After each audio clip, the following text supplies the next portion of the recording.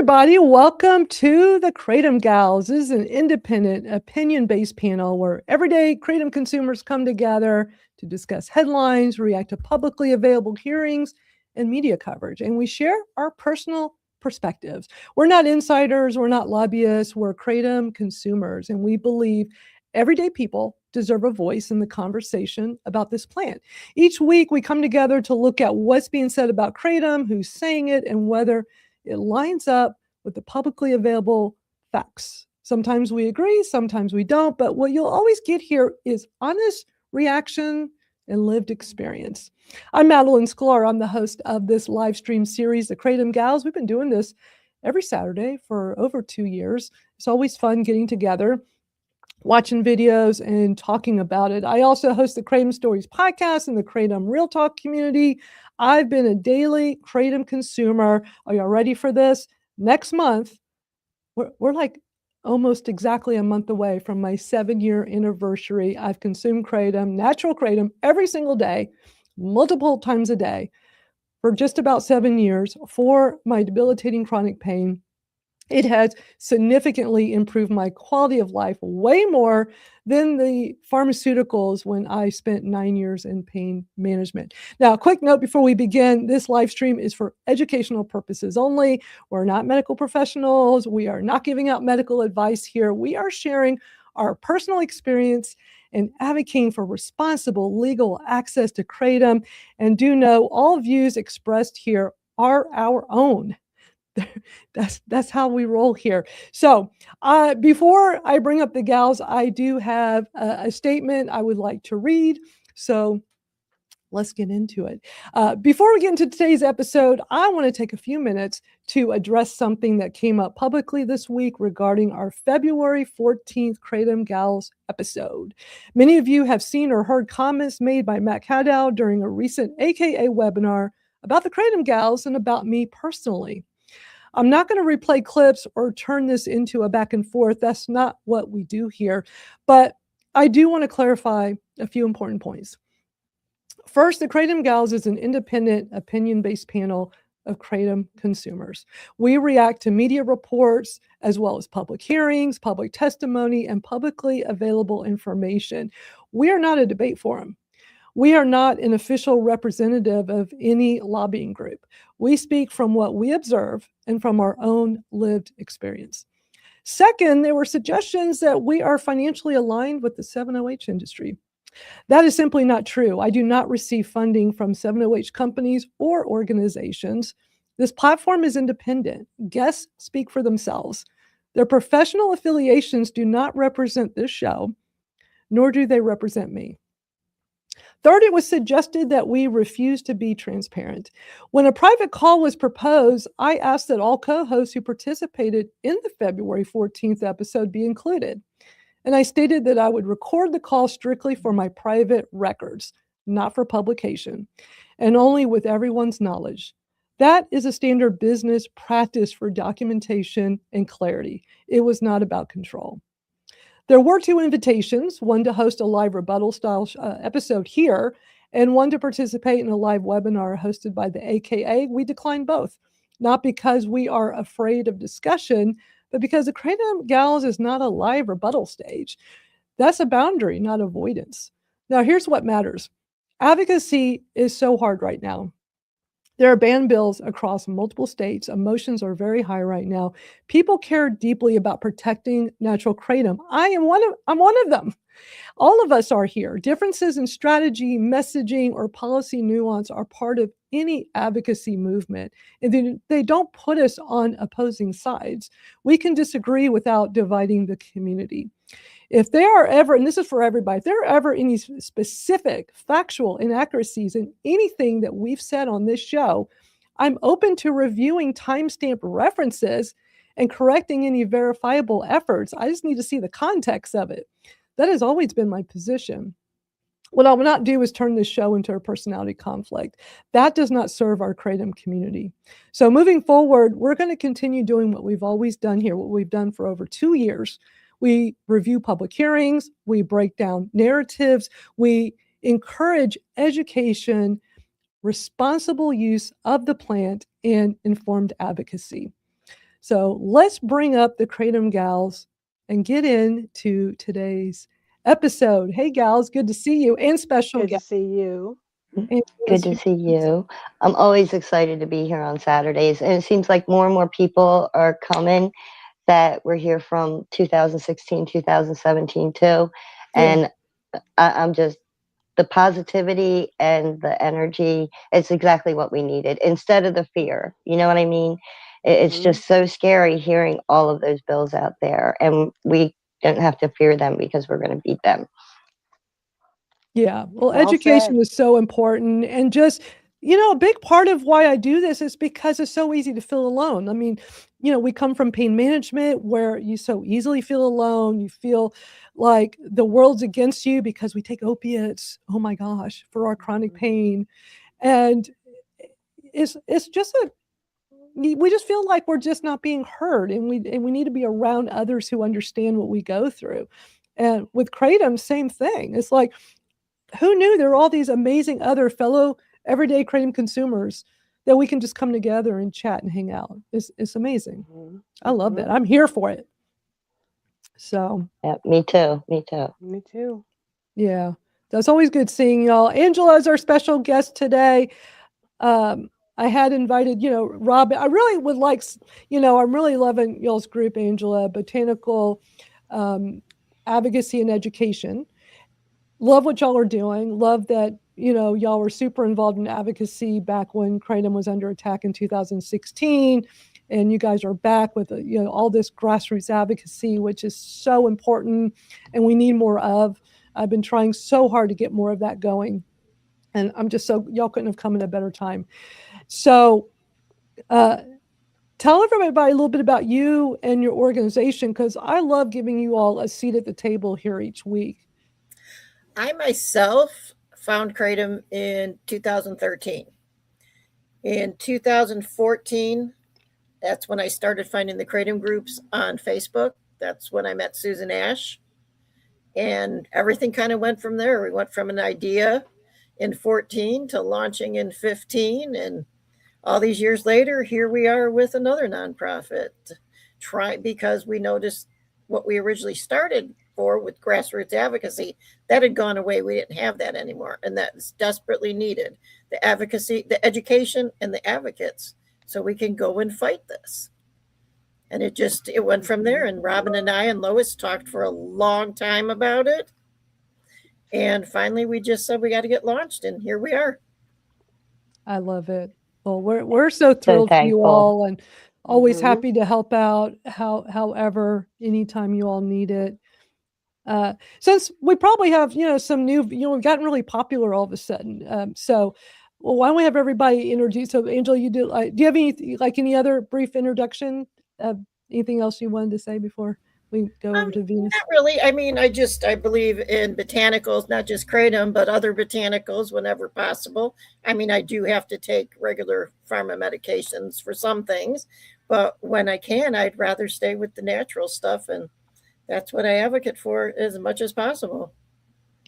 Yeah, that's awesome. Well, we're glad you're here with us. Venus, why don't you tell everybody a little bit about you? Well, I'm Venus, a kratom butterfly, and I'm a 9-year kratom consumer.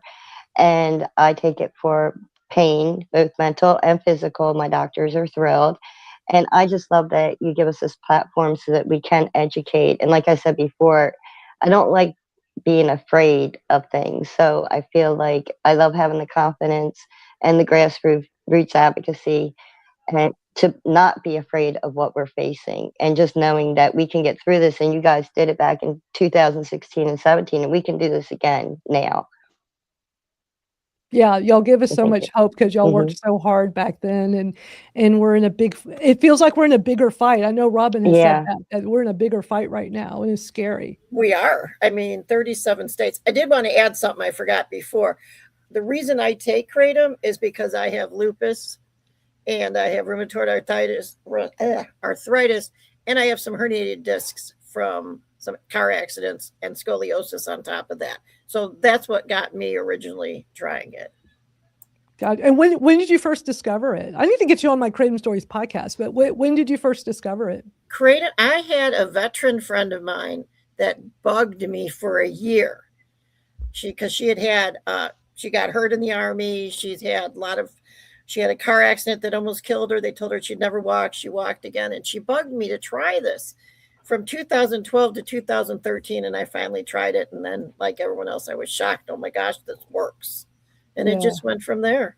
That's so awesome. I love hearing stories like that. And when I do my Kratom Stories podcast, that's one of the questions I always ask is like, how did you first hear about it? Because I find it fascinating to learn more about, for me, it was the documentary A Leaf of Faith. And it was like this divine intervention. I get dropped from pain management through no fault of my own because, doctors, we're going to get into that later because Bev Schechtman from Doctor Patient Forum did this phenomenal video diving deeper than when we watched the last one she did on Kolodny and the whole prop movement going from opiates now to kratom. We did that back in January. I'll play a clip of that, but I'm going to play some of her video, her new one, because it's so interesting. But so many of us lost access to pain management. We didn't get in trouble. We didn't, miss a pill count or whatever.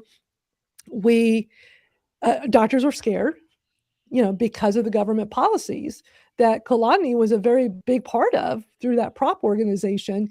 And, one day I get a form letter in the mail. I got like a Dear John letter, sorry, good luck. It's like too bad. 9 years of going to the doctor, pain management doctor, to lose access. And I don't know how this all, it was fate.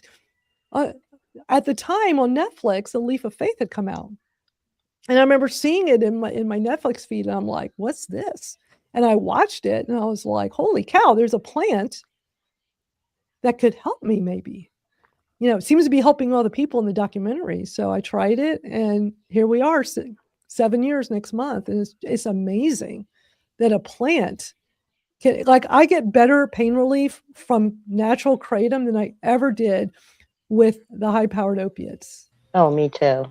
It's unbelievable. On that is you take the opiates, because I was on them too through pain management. Then I lost my job and couldn't go. But I think it makes you kind of not care as much. Not so much as it gets rid of your pain, but it changes your head. So you're a little buzzed and you just don't care as much. At least that was my experience. Yeah. Exactly. Yeah. And Twinkle, why don't you tell everybody a little bit about you? And I'm Twinkle. I'm also known as Stronger Than Pain. I'm a chronic pain, rare disease, and disabilities advocate. And I've utilized tea for about 7 years. Well, Mother's Day of 2019, I believe it was. So it's coming up. And it's always good to be here. And today is actually Rare Disease Day 2026. So showing our stripes for Rare Disease Awesome. Day. Yeah. Awesome. Thank you. That's great. Okay. Well, thanks for sharing that. Thank you. Drea's here with us. Good to see you, Drea. Says, my brother introduced me after he survived a scare from illicit use of another substance that was tainted. Oh my gosh. He urged me to try it, and I was struggling so badly with chronic pain. I'm so glad that you found it and it helped you. Your brother introduced it. That's always great hearing stories like that.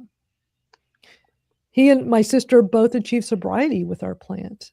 That's just so great. That's amazing. Excellent. That's a great story. Excellent. They all need to tell their story. Yep. Yeah. Well, that's one of the things. Look, my background is 30 years in digital marketing. I know the power of getting a message out there and utilizing these tools, live streaming like this. There should be more people live streaming and having discussions about kratom. There should be more podcasts about kratom. Kratom Stories podcast. When I started the podcast 2 years ago, you still had Kratom Science.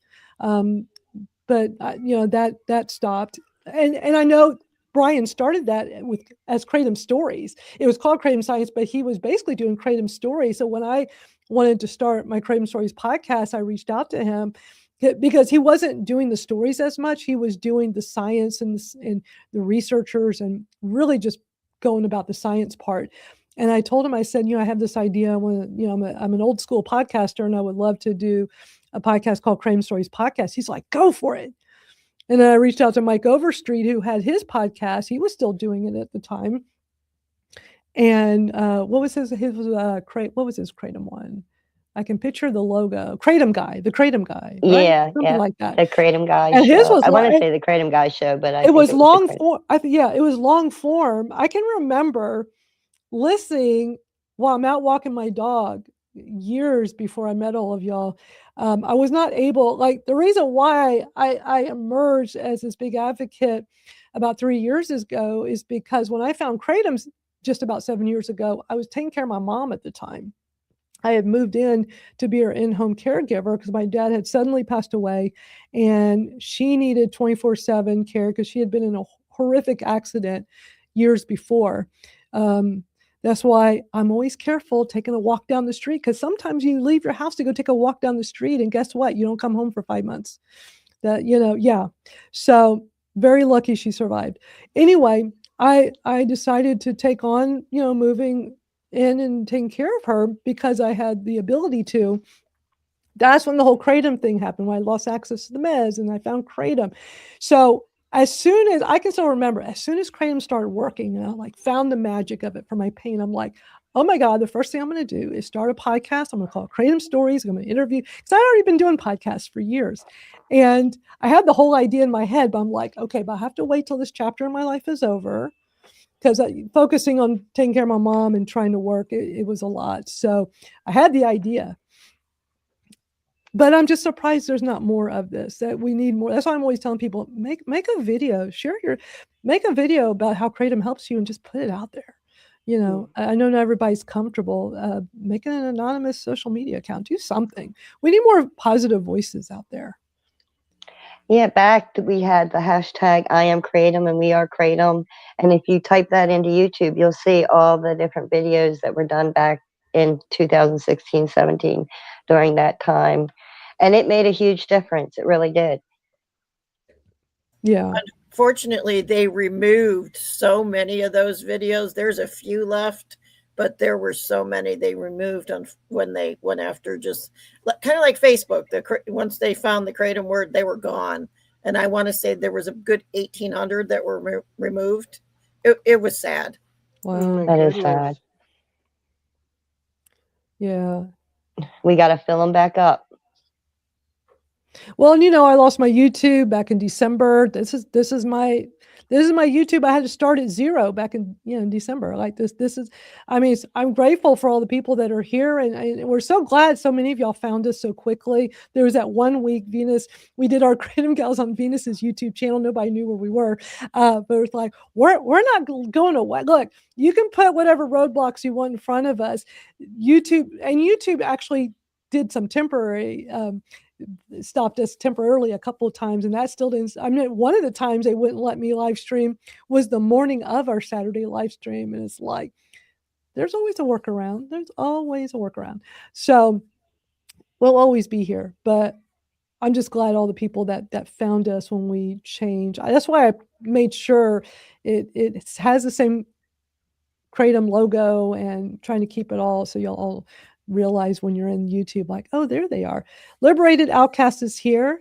Good to see you. Mm-hmm. She said Instagram removed one of my posts. Social media is just, TikTok is always doing it. YouTube, they all do it. Except school.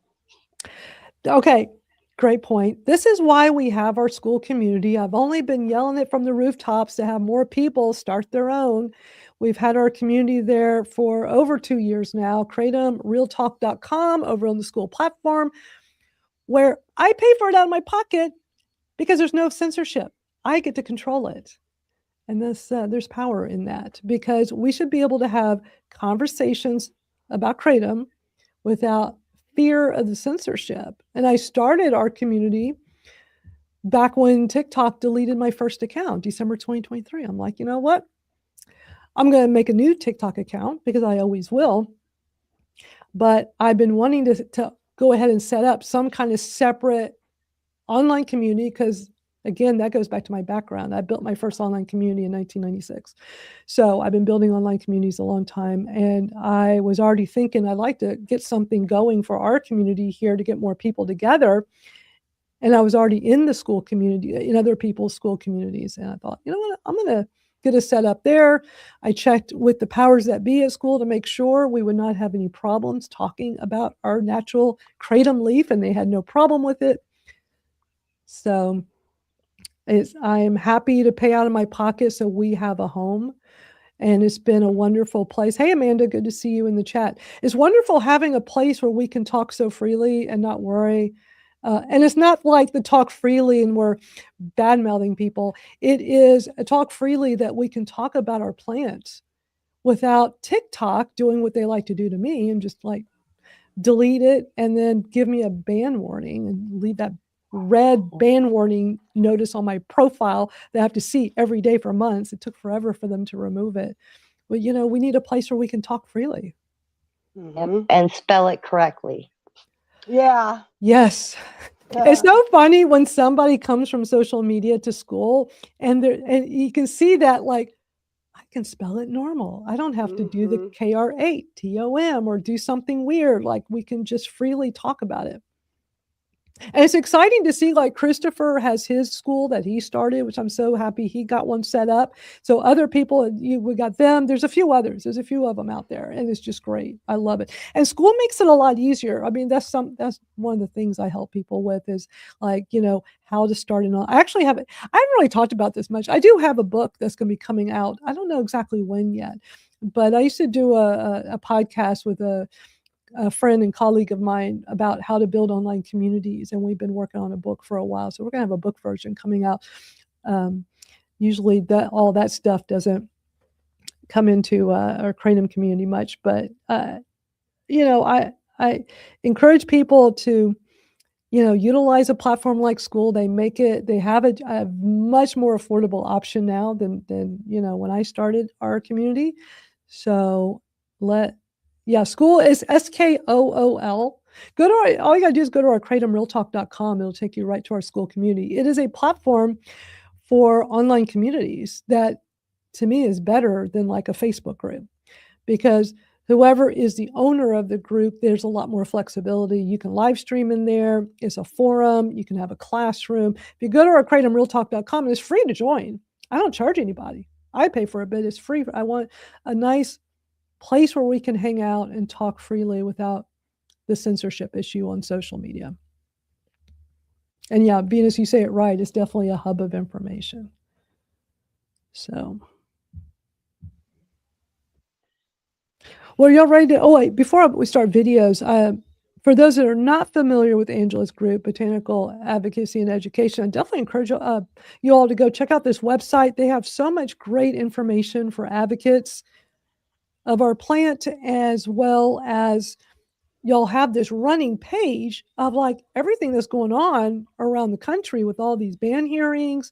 What's the latest? I love that y'all have this because you go to this call to action button here, and on this page, you've got the one long running list that y'all keep updated very regularly, as well as now I've noticed you've got the find your state, and I love that. So people can go look by state as well. Yeah, I'm working on cleaning that up more. I've got 2 more updates to do after we're done today on there.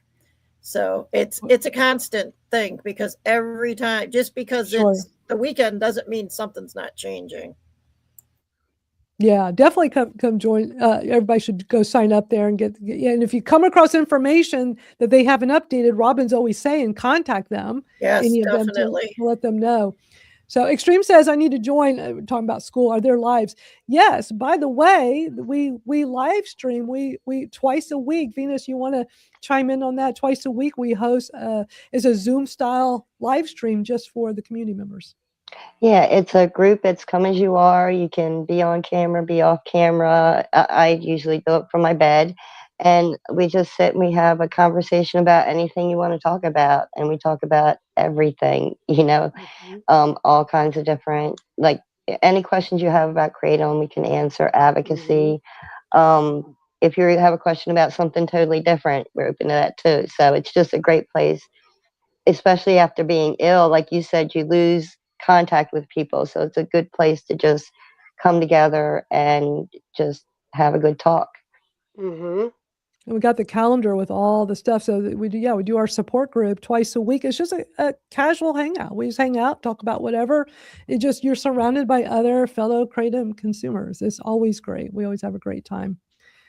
So yeah, come join us over all these conversations are going on talking about our plant. So come be a part of it. All right. So why don't we get into some videos of, as usual, I have lots for us to watch. And we're going to start off with just some of the news stories that have been circulating. I actually have one I didn't have time to play last week that I'm going to start with because we keep hearing about Tupelo, Mississippi, and I just didn't have time to play this last week, but this one had come out, and I want to just make sure everybody is aware of things that are going on around. And look, I understand that some of these videos may not, things change constantly with this. So if we play something that's like, oh, they've already voted, or they've already, okay, let us know. Put in the comments, let us know. I'm just, sharing stuff that we've come across that's out there publicly. Sometimes we like to watch stuff even that might even be a little bit older just because it's the context, so we can talk about it. There's so much misinformation, especially with the media. It gets really frustrating. So let's watch this one about Tupelo, Mississippi. New at 6, no more kratom in Lee County. The Board of Supervisors banned the sale and the use of kratom this morning. It was a unanimous vote. The ban immediately goes into effect, and stores that sell the item have to remove it now. The Drug Enforcement Administration says consumption can produce both stimulant and sedative effects, often sold in gas stations. Tupelo, Guntown, Saltillo, all Lee County previously passed similar bans. Kratom is currently illegal in more than 36 counties and cities in Mississippi. All right, it's a short one. Mississippi has really been under attack for several years, right? Yeah, and to me, what gets me is, okay, if you want to ban the sale, okay, which I'm not happy with anyway, but to ban the use of it, it's to take a plant away from people that it's helping, that it just infuriates me. And some of them are now saying you can't grow either. So it just, for them to say that you can't even drive through there and use kratom, it's not right. Yeah, I agree. So, I mean, the thing is, if the issues almost always, well, I'm gonna be careful how I word this. I'm sure people turn this around the wrong way. We see so many issues because it's so easily accessible in gas stations and convenience stores, and put things behind a counter, make things that so that a kid can't access it. They're right. responsible. Only in places that have over 18 or over 21. Yeah, responsible adults greatly benefit from kratom. I mean, we don't hear about kids having issues. We don't hear about, oh, some kid, grabbed this at a convenience store. We just know it is more easily accessible that way. So Extreme is asking, how do they even enforce this possession? I don't know. That's a good question. Amanda says, get it out of gas stations. I bought cigarettes at the age of 12. Wow. Yeah.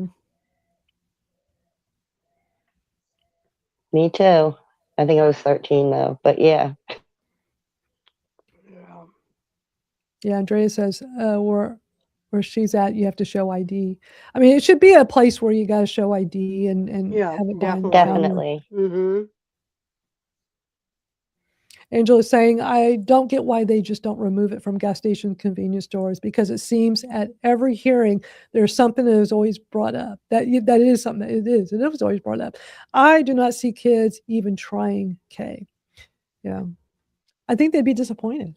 Yeah. Well, if they take it out of gas stations, they can't call it gas station heroin anymore, Right. I'm so tired of the whole gas station heroin. Oh my gosh. It just moves on to the next one every time. It does. A spice, and then it's a tianeptine, and that was supposed to be the one that was. So we can't even stay away from the gas station heroin because it keeps changing, and you never know which one is the bad one. So, right. Yeah. It just. Yeah. Well, when we started the Kratom Gals show several years ago, the only time the news would say gas station heroin was tianeptine. That was the only, when you saw it in print or, online in the news or in a news story. It was always associated with that, not with kratom. But then you start seeing that shift, and they love that as a talking point all the time.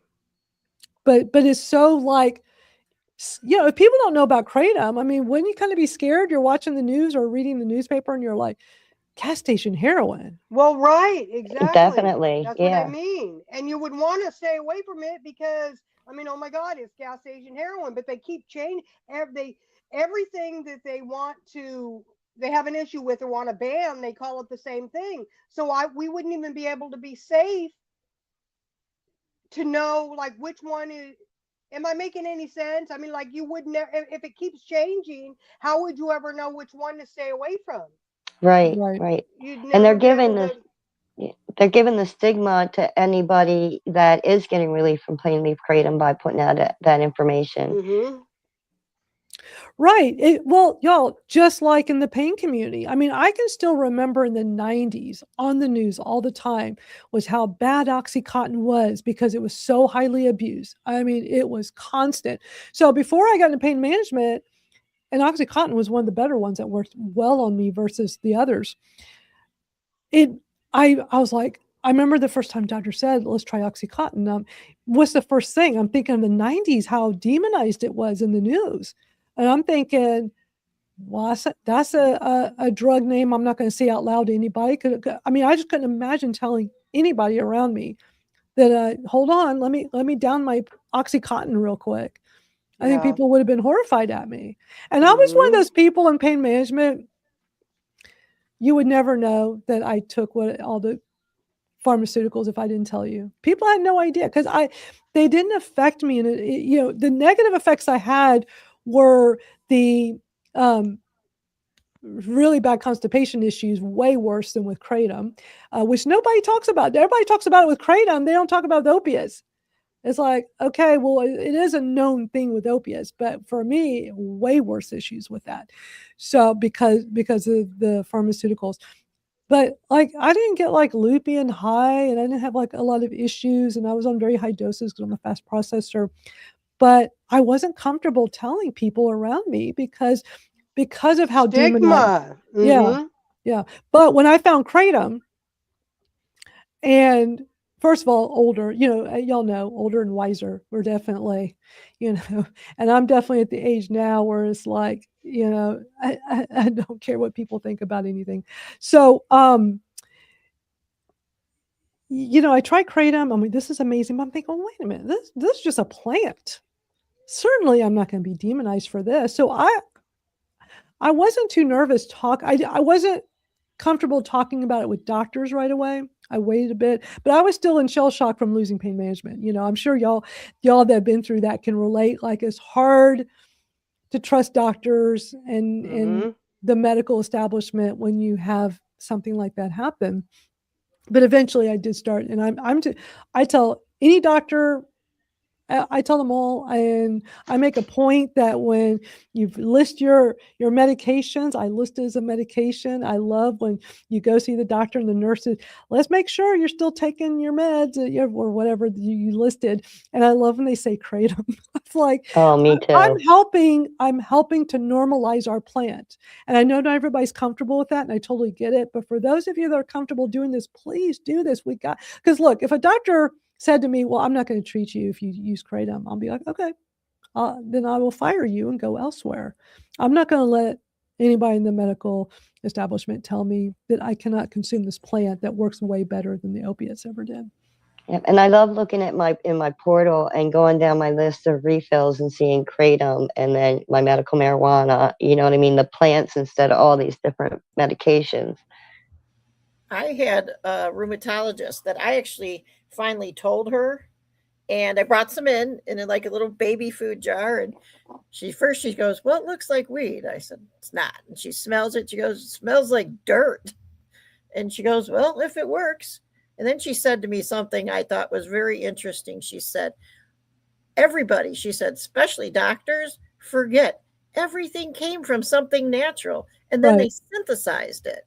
She said, but nobody talks about this. They do more now, but back then. And my pulmonologist, he's all for anything natural. So he's been very supportive too.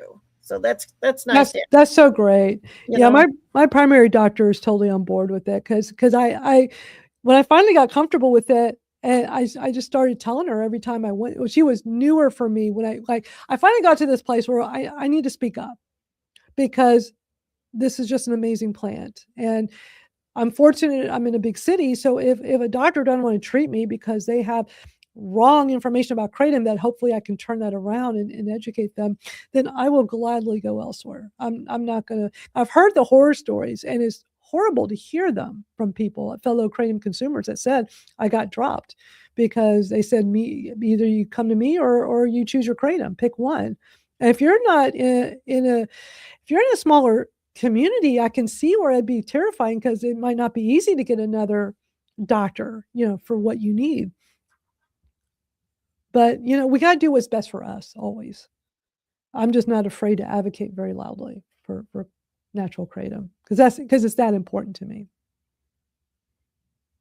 Amanda says her primary doctor is on board too. I think that's great. And the more that we do this, they're seeing that we're doing well. You know what I mean? We're making progress. We're hitting milestones. We're able to go out and do things. We're doing this, and they have to see that if it was that bad, we wouldn't be able to do all this. We would be back begging for medication from him, but we're not. Yeah. Hey, Deborah, good to see you. Nobody's ever it's just like a casual Saturday hangout. Pop in whenever, stay as long as you like.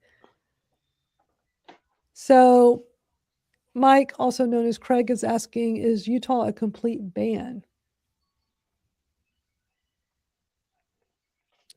Who has the latest on Utah?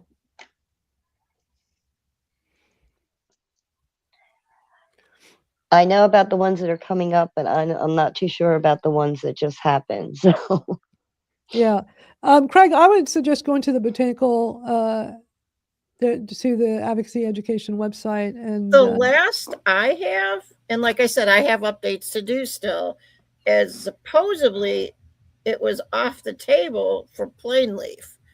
But I wouldn't hold me to that because I have some notes and stuff to go through for updating. So, but that was the last thing I have on our website. Okay, I'm on your website. It says plain leaf is safe for this year, and that's what I've been hearing about too.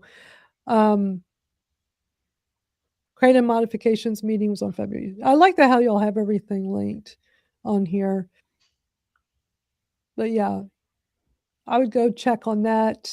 And hopefully with the advocacy groups, they'll put out more information about what's going on in all these different states and keep us all updated. That's why it's best to sign up for their newsletters. Y'all know which ones. I'm not going to say them out loud anymore. No. Anyway, y'all know I've said them a million times here. But thanks for all the new viewers. We got 38 people here live with us. Thank y'all. Ever since we lost our YouTube channel a few months ago, it's usually less than that right now, but that's okay. Extreme says Utah ban extracts, keep pure leaf, no gas stations. Which KCPA says that, right? I mean, isn't that what the KCPA basically says? That well, not extracts, but like 7-OH would be banned if most of these KCPAs, the way they're written. Yeah, over a certain amount, and that amount would definitely affect it already or cover it.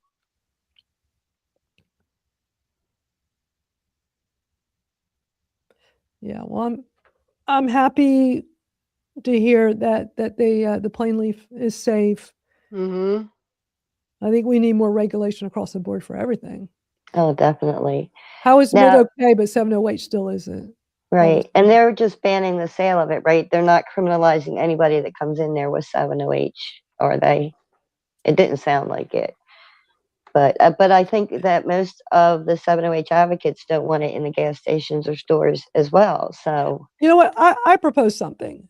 So what some advocates need to do is y'all should do like a weekly summary show and summarize I know people like to play hearings and stuff, which is great. We used to do a lot of that, but there's no need for us to do as many of those anymore.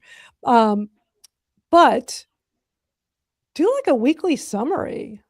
Have a show of a weekly summary, run down everything. And we need more people doing things like this.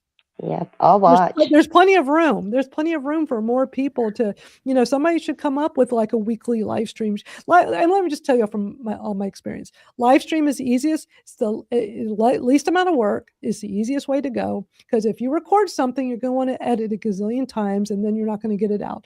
Just do something live, put it up. It's quick and easy and informative. Make it informative. So that could be really helpful for people in the community. Because right now there's so much going on, we're all confused because it's hard to keep up with it. It just is constantly changing.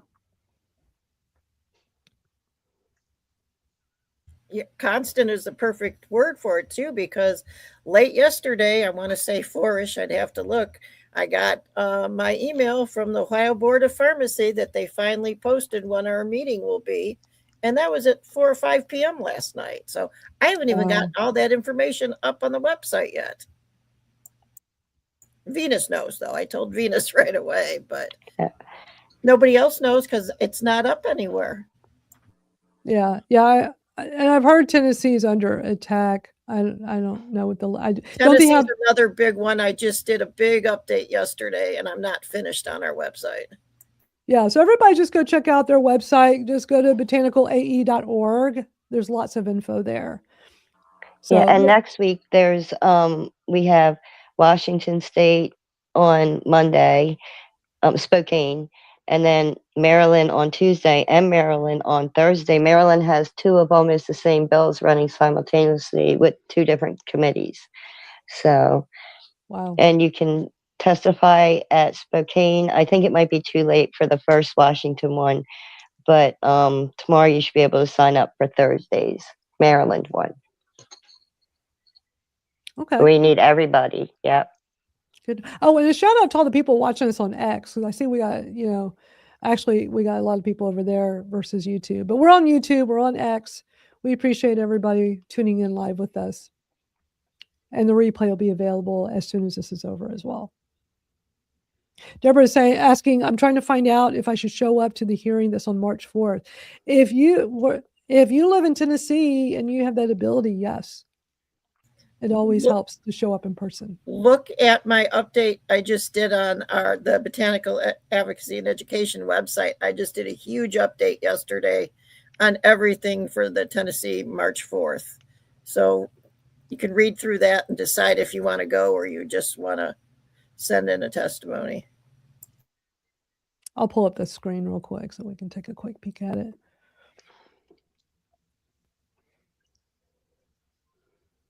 All right, so Tennessee, this is the updated. So what you do is you go into the navigation right here at call to action, and the second item says find your state. The long running page of everything is the first link. Second one is find your state, and you can scroll through.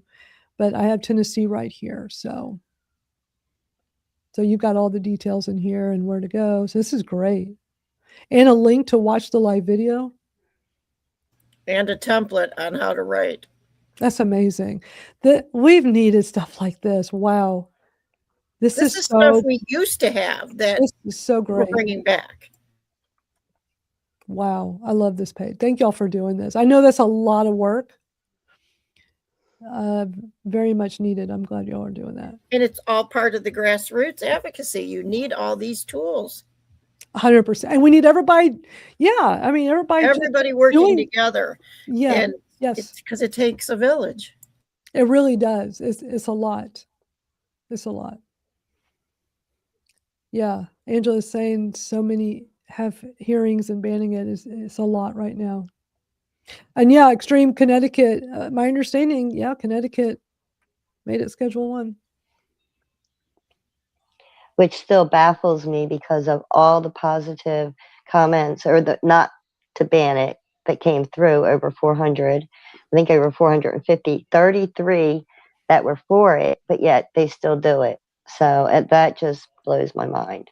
Yeah. Those are people that made up their mind already and weren't going to change no matter what they heard, sadly. Definitely. And we got to see it front row. Right. Exactly. Deborah, I'm glad you and your husband are going to go in Tennessee. That'll be great. Keep us posted. Let us know how that goes.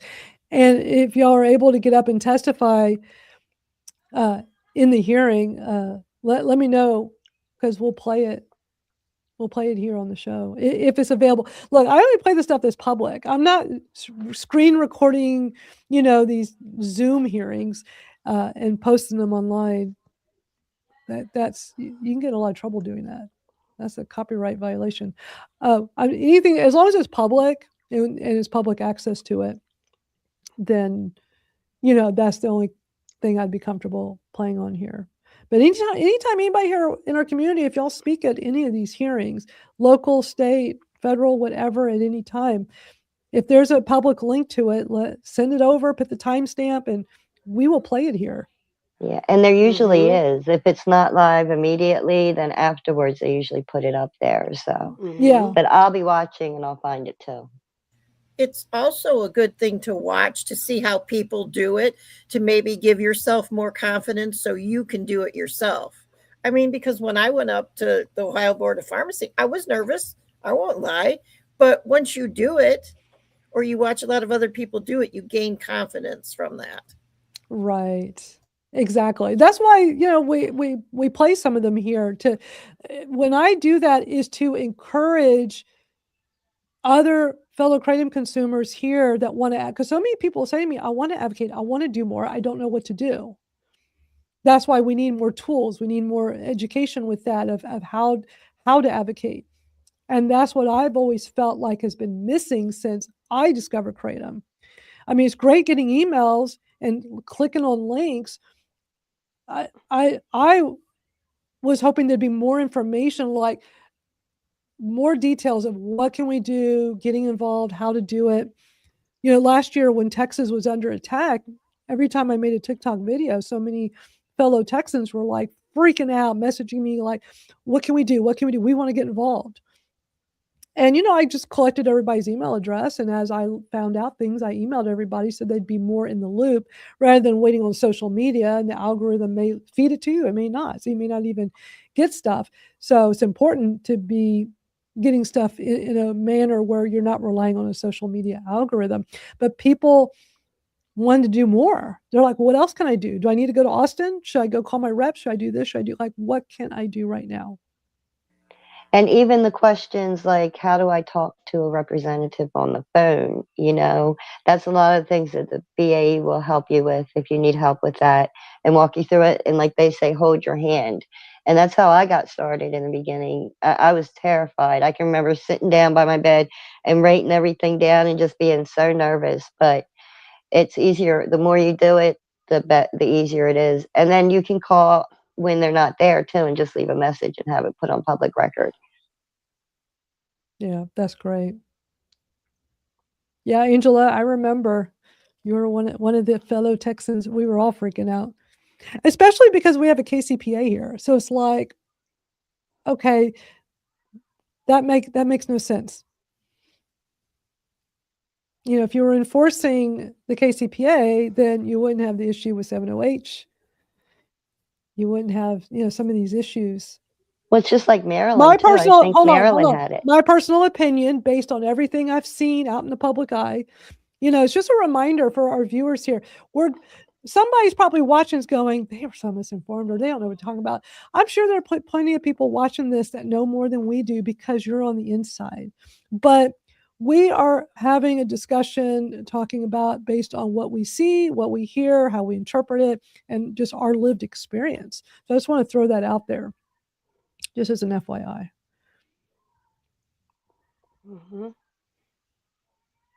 Extreme says Virginia is passing strict regulatory bill and sounds like there's disagreement over the labeling. Virginia wants to have very scary wording.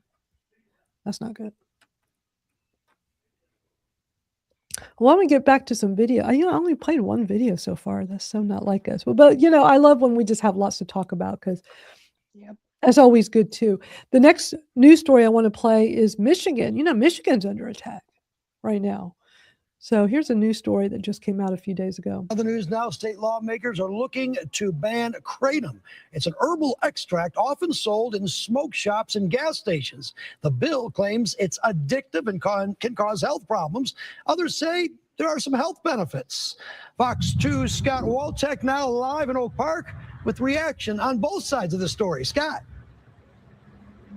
Hey, Charlie. Yeah, you know what? Kratom, there is a bill looking to ban it. And we've had discussions about this. A lot of people don't really seem to know what Kratom is. Well, it comes from a plant in Southeast Asia. I guess they grind it up and you've got the powder for sale. But there's a big difference between just the powder from the leaves and some of this powder from the leaves that's mixed with other things. So remember back when they had the synthetic marijuana at the gas stations? Well, a lot of times this stuff has been kind of referred to as gas station heroin. Now, people that say that the Kratom has helped them, they're saying that, hey, they use this for an herbal supplement. It helps with their pain, all this kind of stuff. Of course, on the other side of the aisle, the people who are trying to get rid of this stuff say that it's super addictive and it is in the hands of kids because it's not very regulated. Of course, you got to take a listen to the American Kratom Association, as well as one of the lawmakers looking to ban this stuff. Take a listen. There are approximately 24 million people who use Kratom. That roughly breaks down to a third of people that use it for a replacement for a cup of coffee to give an energy boost and increase focus. And then another third use it at a little higher serving size to manage anxiety and depression. And then the third group, and this is where most of the focus is today, is helping people get off of opioids or to manage their acute and chronic pain. It's an opioid. And it's unregulated here. A lot of people see those things, pills in the gas stations and at the smoke shops and wonder what they are. It's kind of been nicknamed on the street gas station heroin. If you take too much of it, and they don't have doses on there because this is an unregulated, it's like the Wild West out there. They market it to children. They make it in cotton candy flavors. They put it in pink, and kids can go out. You can be 12 years old and go buy this product. So we've got a whole generation of young children that are hooked on opioids that are unregulated by the state. What the speaker should do is follow the science, follow what the commissioner of the FDA now says, that the dangerous product is a chemically synthesized and manipulated product called 7-OH. Focus on that. Well, you heard it right there from the American Kratom Association. Focus on that. So that bill still has to make its way through the House and the Senate. Of course, we will let you know what happens live in Oak Park. All right. That's interesting, some of the things they were saying in that. What children are these they're talking about? You can't get it unless you're 21. They're going to card you, especially if you go in a vape shop. You can't walk in the door unless you're 21. My son's 31. He still gets carded at vape shops. I mean, if 12-year-olds are getting it, then 12-year-olds don't need to be getting it, and it needs to be in somewhere where, you know, there's age restrictions, 21. But I just, you know, that's just part of the story that they go on to tell because we all want to save the children. Yeah. They make it sound like somebody's going in there buying it up and then going out on the streets to sell it to the children, and that's just not happening. I mean, I have nephews in college. They know about Kratom because of me.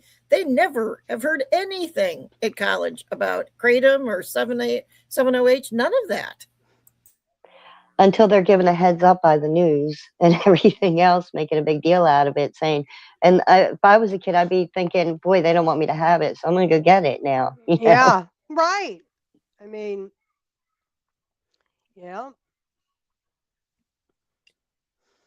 Then they taste it and they change their mind. Right. Exactly. Becca should be joining us at any time. She'll be our second hour add-on, joining us all here. So I think we're going to switch gears now. And I was saying earlier when we first started that Bev Schechtman from Doctor Patient Forum put out a really interesting, very long format video this week talking about Andrew Kolodny, who's known for being, you know, that prop group trying to get opiates taken off the market because we're all addicts, us pain patients, you know. So now it seems like he's coming after Kratom and getting involved in that because, you know, money. Here comes Becca. Let me add her on. Hey, Becca. Hi. Good to see you. Hi, Becca. Hello, guys. How are you? We're good. It's so good to see you. How are you feeling? There we go. Awesome. I'm feeling well, much better. Thank you so much. Good. I appreciate the break, and I missed you guys. We It missed you feels so too. nice. We missed you. Yeah, we missed you too.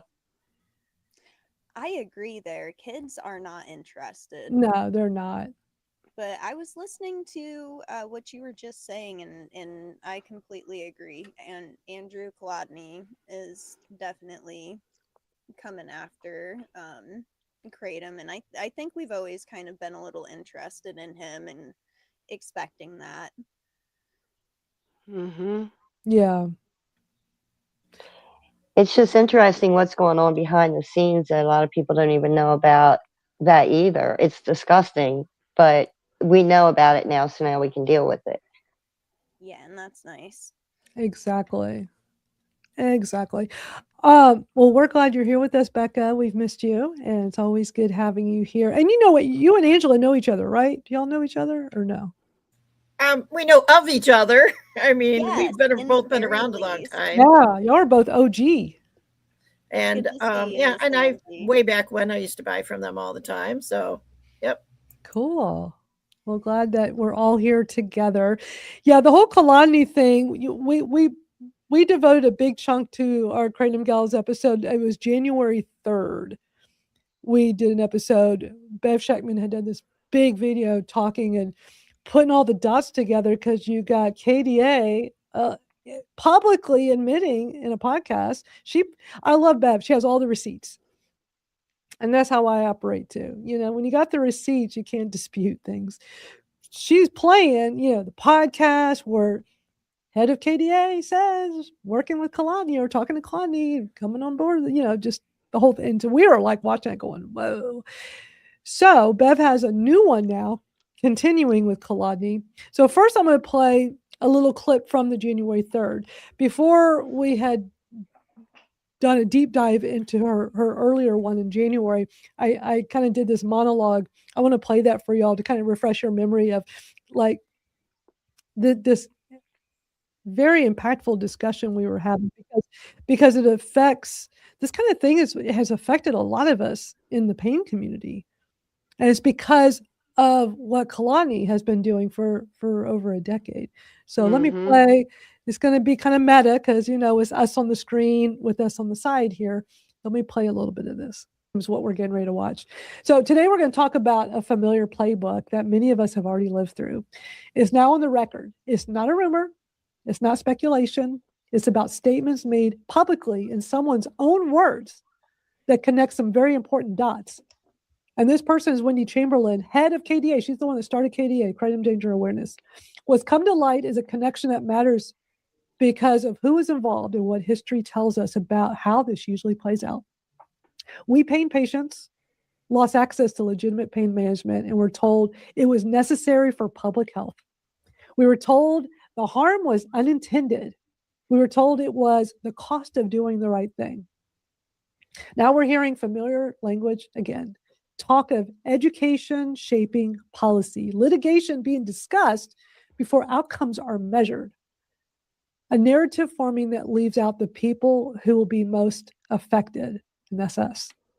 We're going to talk about why the involvement of the same expert voices matter.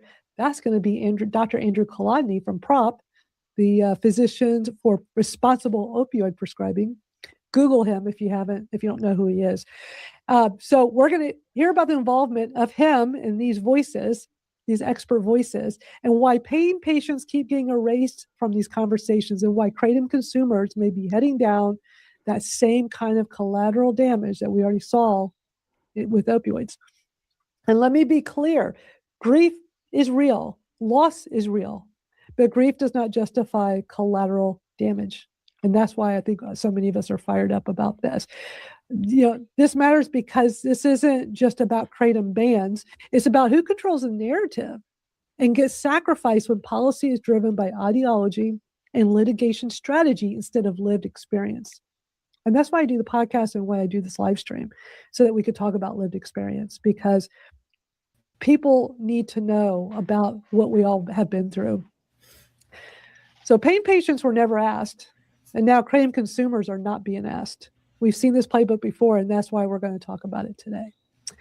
So now is the time for us to watch this video. Anytime, I'm sure I'm going to stop a lot so we can talk about it. But y'all, if there's something you want me just say, just yell out. I'll stop it so we can talk. But here's Bev Schuckman.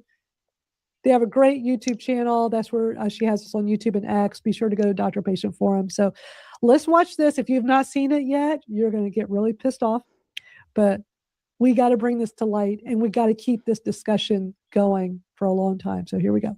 Something happened that made me know for a fact that this wasn't just a familiar feeling, that I wasn't just thinking, maybe there's going to be litigation. All right, I'm going to stop there because now what I'm going to do is switch it. So that was the one that was back in January. We played a lot of it here on that episode.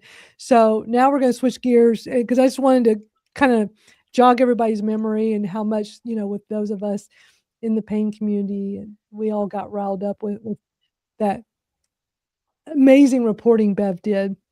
So she has this brand new one. It is an hour and 46 minutes long. Definitely encourage those that are interested in this to go. I will have the link to it in our YouTube channel later today. Anything that we've watched on screen, these public videos, I always put into the YouTube description later. I know plenty of people are watching on X right now. Just come over to Kratom Real Talk on YouTube if you want the links later. But you could also just go to YouTube and go to Doctor Patient Forum. So I'm going to play some different clips. This first one is 5 minutes long, but she sets up the whole thing and it's really interesting. Like she's basically continuing where she left off back in early January with all this. So let's take a watch. And if y'all want me to, if anybody at any time wants to stop to talk about, because we might want to stop a little bit. I'll probably pause a few times, but just speak up and I'll pause it. Just say, hey, please pause, or just yell anything, whatever.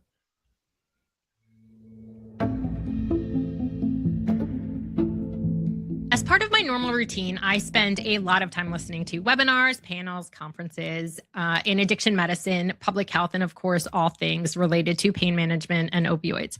I've listened to the same type of webinars so often that it is sometimes just almost background noise at this point, something I listen to while doing other things, especially when it's the same people saying the same things. A couple months ago, I was listening to another Knockout Opioid Abuse Day webinar, something I've done many, many times. And of course, once again, they had Andrew Kolodny speaking. Here's the thing about Andrew Kolodny. He gives the same presentations. And I mean, since I started listening to him in 2017, he gives the same presentations every single time.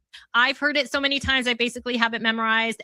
So I truly was not expecting anything new. I was literally putting away laundry while listening, kind of half paying attention, when suddenly I was like, wait a second, what did he just say? And I grabbed my phone and I texted Carrie Judy, who is absolutely my researcher partner in crime. I call her that because we've been doing this together since probably, was it 2017, 18? I don't know. But it's been a very, very long time. And I knew she would understand exactly what I was talking about when I said to her, did he just change his presentation? Did he just actually mention Kratom?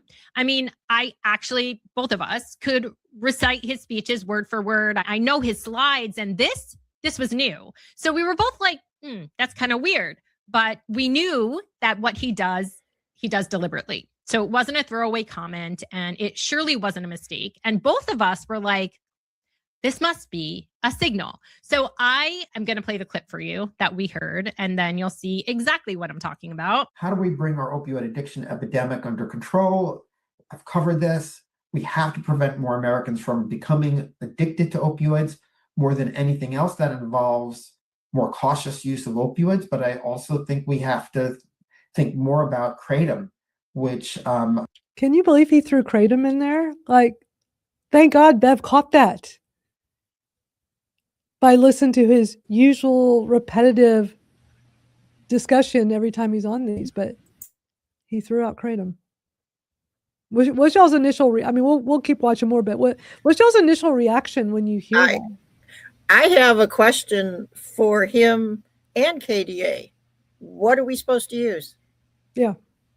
What are you gonna? Tylenol? They don't care. You know, I would like to seriously ask them that question. So against opioids, that just the fact that kratom can act like one on the receptor partially, that it's got to go as well. And this will be the same exact playbook that it was before. Yeah. Just But- replacing the but words, exactly. interchanging the words.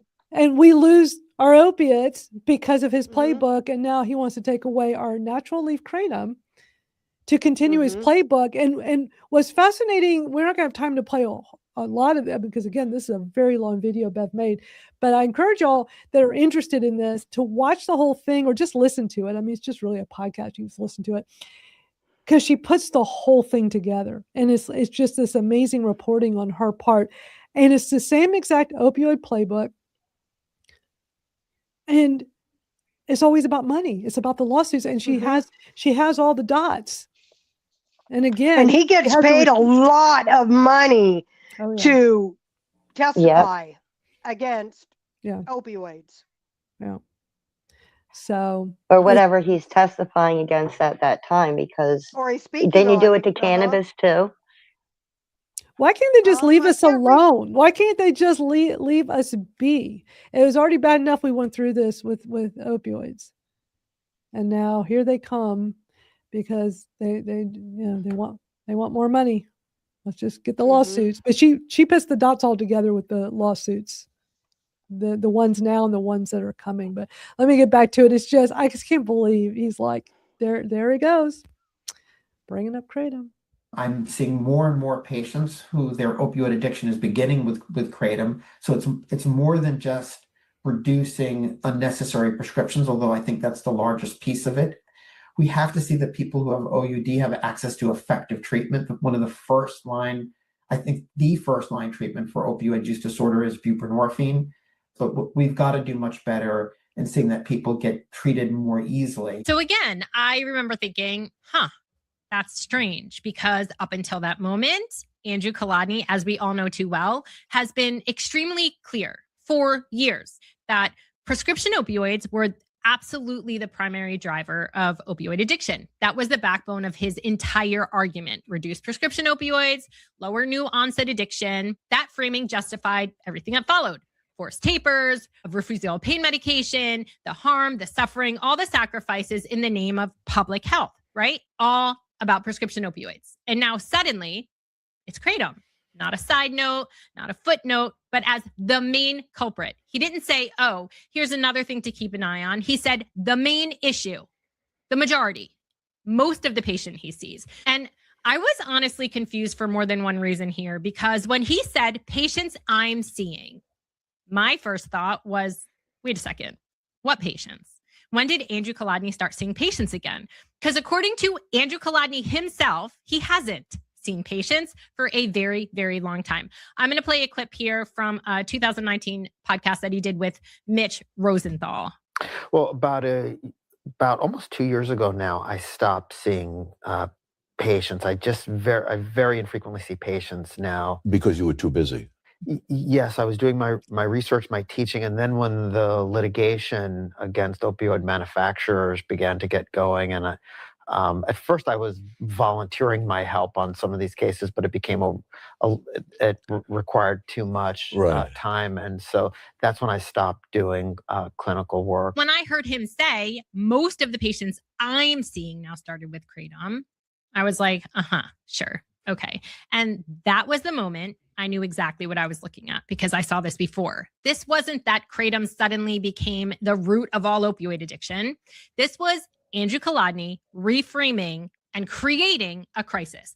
And when Andrew Kolodny reframes and creates a crisis, either he's already retained as an expert or he's positioning himself to be. He's done this type of thing before, either right alongside or right before litigation. And once you see that, this stops becoming about kratom, this stops being about opioids, and it starts being about a system, a pattern, and a machine we've already lived through once. Mass tort litigation doesn't wait for harm to be proven. It builds a narrative that makes a lawsuit possible. And the engine behind that is money, specifically third-party litigation. I'm gonna stop here because I mean she just keeps going with all of this, but she is making so many amazing points here, and she so busted him with that podcast he did. It all makes sense. It really does, doesn't it? I'm gonna play more clips, but that was a good stopping point just to get more thoughts from you all before we go to the next part. So to like, any other thoughts before we move on? It's so interesting. It is very interesting. I mean, like I said before, I wasn't surprised that he eventually jumped over to Kratom. Dismayed, definitely, but it's just crazy to see him backpedal and blame tea over everything and just pretend that nothing else exists, just like the media is right now. And And Kratom does not force people onto opioids and harder drugs. It's the other way around for most people. It's their exit. It's getting them off of it, or it's stabilizing people who need an element of pain relief or more. Some people get more pain relief. Some people get it mild. Some people get more than that from tea. Yeah. But he's making it sound like it's the gateway. That Kratom becomes the gateway to opioids. And then he mentioned Suboxone, which is a real partial opioid. I mean, it's real. It's not right. Exactly. So, of course, they want everybody to, that's the gold standard for everything nowadays. A well-timed pain, everything. Yeah. Yep.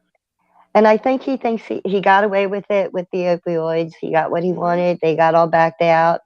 And I think he really thinks we're all just too sick and too tired to fight back. But now we can all fight together against him now that we see what he's doing. So, we got the pain patients and Kratom. So, because I don't think either one should be taken away. I think they should have whatever works for them. Well, kudos to Bev for catching. I mean, she is like eagle eye catching these details that I think it'd be easy to miss. And she puts the dots, when she did the one in January, and it was long form too. And I remember listening to it going, man, she puts every dot together to paint this entire picture. And when I saw that this one was super long, I mean, this one we're watching clips from is 1:46. It is long, but it keeps your attention because she's got it all mapped out. And then he's leading people to believe that he's seeing all these patients, but then she catches him and plays that, and he hardly sees any. So he probably doesn't work with them at all, and maybe comes in contact with one or two people that he could call a patient, but he's leading it, he's making us believe that it's more, that he's seeing more than what he's seeing, and she caught him. Right. Or maybe he's listening to the ones that are going to the lawyers and the mothers. That's possible. That's possible. Because that was one of the things that she said, I think last week, that was in his playbook, was using the grieving mothers to get the things he wanted done. Because nobody can say anything after that. Because and we feel empathy, and nobody wants to say anything. But the fact is Kratom is helping us, and we should be able to speak back. And the representatives aren't asking for proof. They're just hearing this and accepting it as being the truth and not looking at the reports. Well, this is something I always say, and it falls right into this. They want to ban this because they believe it killed their child. I personally can't imagine living through that. However, let's look at Tylenol, for example. 450 to 500 people a year die from that. That isn't going away. Well, alcohol, all these other things. What are we supposed to do? They're going to ban all these? Because it's illogical to me. And it all seems to go back to money. The cash cow. Always about money. Drugs, the rehabs. Yeah, it really is. It's always the money. And then Kratom and coffee come from the Rubiaceae tree. They're both in the same family together. And so if somebody has a predisposition to maybe withdrawing from coffee, there might be a little withdrawal from Kratom. But so far, coffee has been worse for me than Kratom has ever been. And I know that we all vary. Individuals vary. But it wouldn't be... If it's only the tea, it wouldn't, and it's not in massive amounts. It's fairly mild. Yeah. Coffee withdrawal will cause me a couple day headache, and that's Oh, about it. caffeine is But the brutal. tea was just blah. It was just mostly just a blah feeling. Like you don't have your pain relief, so you're gonna feel blah anyway because there's no relief. And then if anything more, it was just like but you're not sick, you're not vomiting, you're not sweating, you're not, these things are not occurring. So, yeah, they just make stuff up bigger and bigger to try to get it bye or not let us have it so that they can give us Suboxone or be under the Right. control of doctors who aren't going to help us anyway. But if they do, that can Right. be gabapentin or Suboxone. Yeah, yeah. And that way they change They your get their title money. from Yeah. yeah, and they Right. change your title from a pain patient, and now you're labeled as an addict just because you're taking that Yeah. Suboxone. Yeah. That's what people think. Yep. Yep. And I just can't believe that doctors are telling pain patients that, like, we'll put you on Suboxone. It's like, Mm-hmm. oh, Especially since there is a pain medication specifically with that medication in it for pain patients that they could, that they could prescribe. well, they think we're all addicted to opiates and that we're not responsible. Yes, people got addicted. Yes, there are issues, but here's the thing that needs to be brought up. The people that abuse their opiates are going to abuse something else. The people that are abusing 7-OH right now, you're going to take it away and they're going to go to something else. That's right. Okay, and then the responsible Always going to people, be that way. and once again, this is my little once a week, since we're going down the 7-OH road, to, as always, because I know people on both sides, they seem to hear the opposite of what comes out of my mouth. So turn on the closed captioning to make sure you get it right. I consume natural kratom. I'm about to come up on my 7-year anniversary of taking it every day, about 4 times a day, daily for my chronic pain. It helps way better than the opiates. I don't take 7-OH. I have no need for 7-OH because my natural kratom powder works so darn well. I don't like the what the 7-OH manufacturers and how they put these products out there and kept upping and upping the amount of it to the point that is the people that have addiction issues are having problems because of that, and that's just greed. And there needs to be more oversight. There needs to be regulations. But putting something in a Schedule 1 where you cannot research it and you're going to criminalize people that are responsible, I don't agree with that. So I'm not a 7-OH advocate. Turn on your closed captionings. I'm not a 7-OH advocate, but I do not demonize people in the pain community that are responsibly using it and getting great benefit. That's like telling me that, I should be demonizing my chronic pain friends that get great results with Oxycontin and Percocet. Mm-hmm. Because, it's like, we all have the right to our own beliefs. And for the millionth time, I'm stating my belief and my position on this, even though, like I said, both sides somehow cross it, like I say the opposite of what I said. But, all this stuff just, to me, just always seems like it's about money. It's always about money, this whole thing with Kalani. And division, money and dividing us. And the 7-OH money is like, what about the rest of us that we just don't want to live in pain and we don't want to suffer? That's right. And we're all caught in the crossfire of this. And it's getting tiring because many of us already went through this with pharmaceuticals. And now it looks like we're about to have, Kalani in the mix. Same thing. It's like, oh, look who's showing up. I'll get off my high horse now. Somebody else can talk. And how can we demonize people for choosing a different option to relieve their own life, to ease and relieve their own life? Right. That's my place with it. So I would not do that, to other people. But if other people want to do that to me, that's fine. Personal God is for me, who can be responsibility. against me? Yep. Yep. Yes, ma'am. Yep. Mm-hmm. Yep. And I feel like we're all plain leaf kratom advocates from the beginning, from the start. You know what I mean? And we all need to stick together to fight and keep the plant legal. We don't need the division. We don't need the separation just because somebody has found something else like Twinkle that helps their pain. I'm not going to judge them for that when they're using it responsibly in small doses. And they're not looking at the names. They're not looking for the highest dose. They're just looking for relief. Yeah. Well, and Twinkle, you really helped us understand the responsible use of 7-OH through your discussion when you got to the point that you started getting comfortable talking about it here. And it's all about education, and you really educated us to like see another perspective that we weren't seeing before. It's so easy to jump on the demonization bandwagon, and we did it with extracts. People that used to be on here every week with us screamed the loudest about the extracts. You know, there's always something that's being demonized, and it's easy to jump on the bandwagon. So we were all talking about, why are these extracts so strong and why are they so easily accessible? I did too. I said the same thing because we were seeing these news reports. These things were coming out from the news reports of these people spending thousands of dollars a week on these little extracts. I mean, I said the same thing. I was like, wow, ouch. I mean, but if somebody's going to do that, they have their problem is worse than the item they're purchasing. That's all I'm hearing.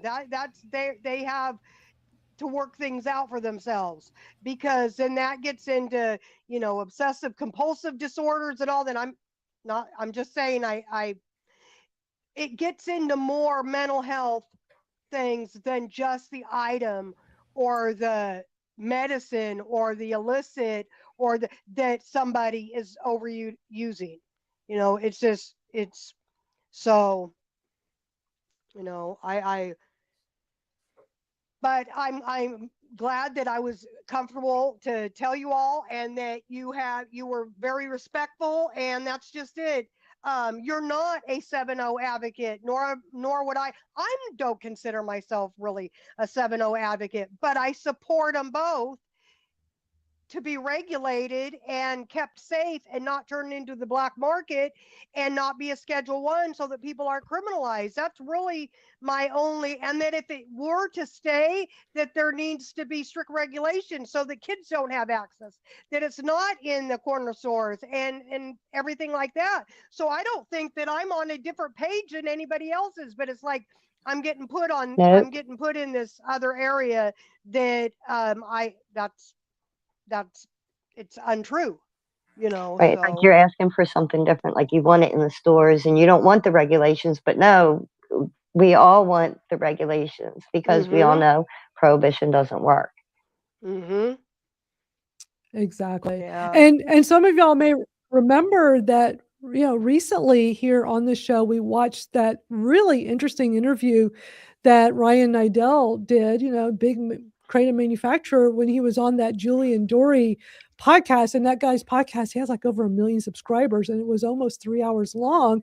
And I play, one of the segments in there that was so interesting is when he made a statement about 7-OH and not demonizing, admitting that there are people that responsibly use it.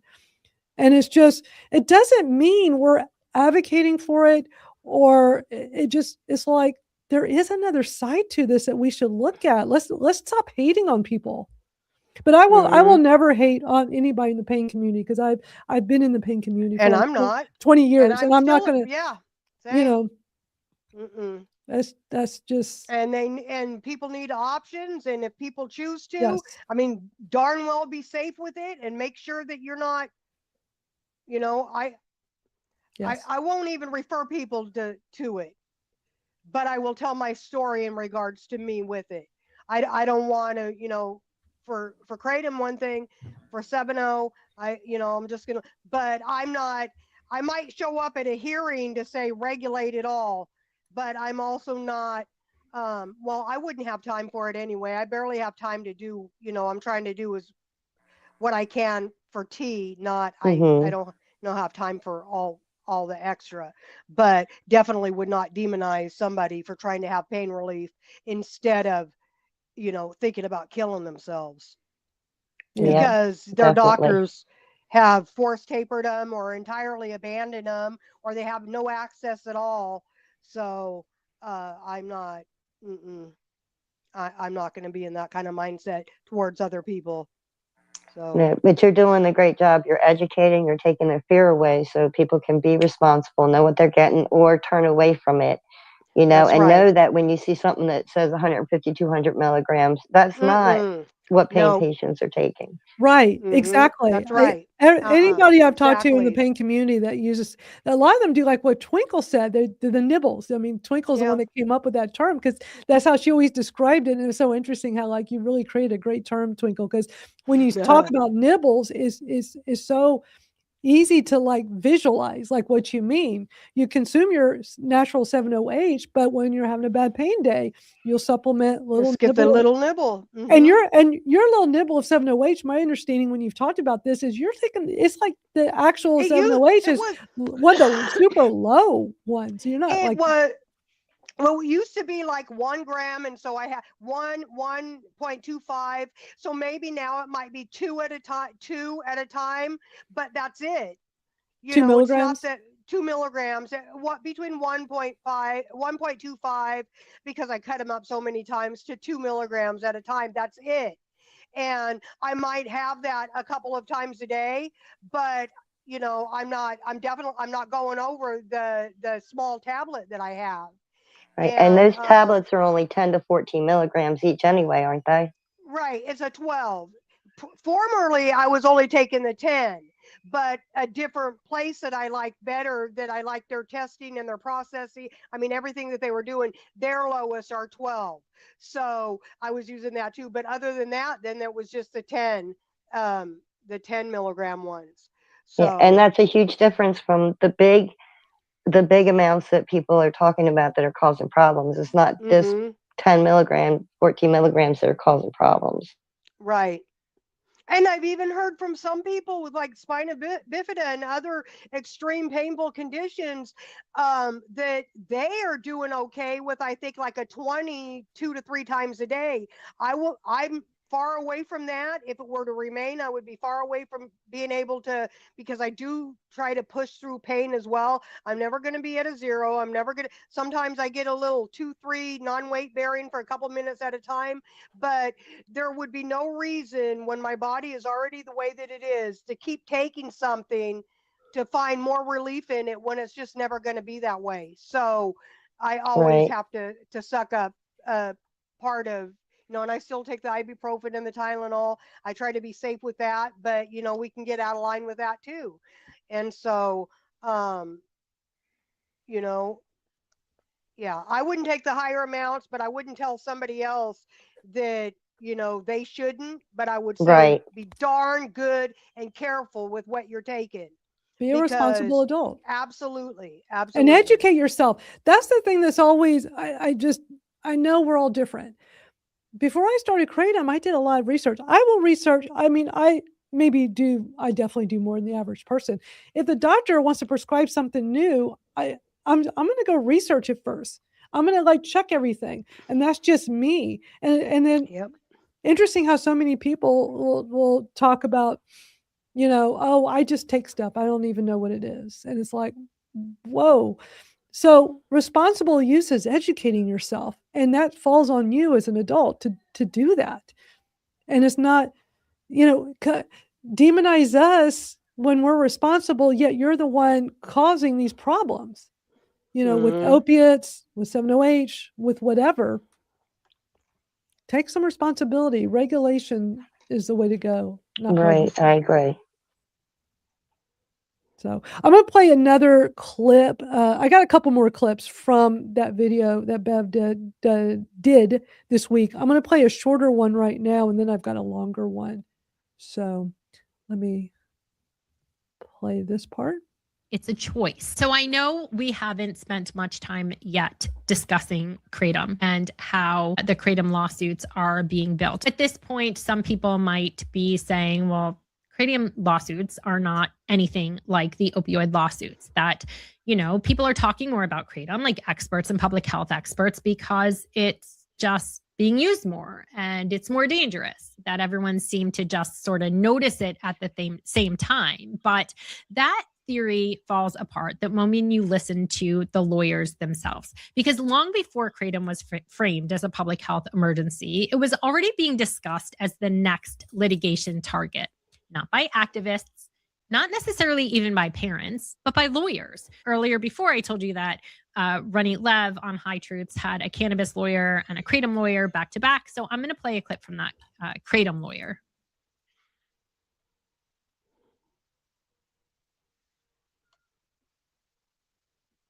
I realized my mic was muted. Sorry.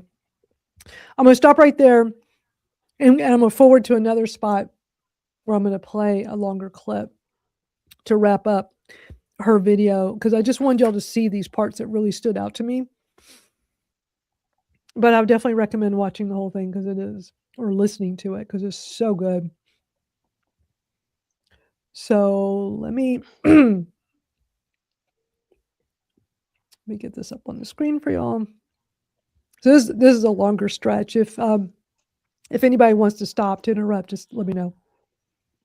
Movement. It's what I think is AstroTurf, and there already is a formal kratom litigation group.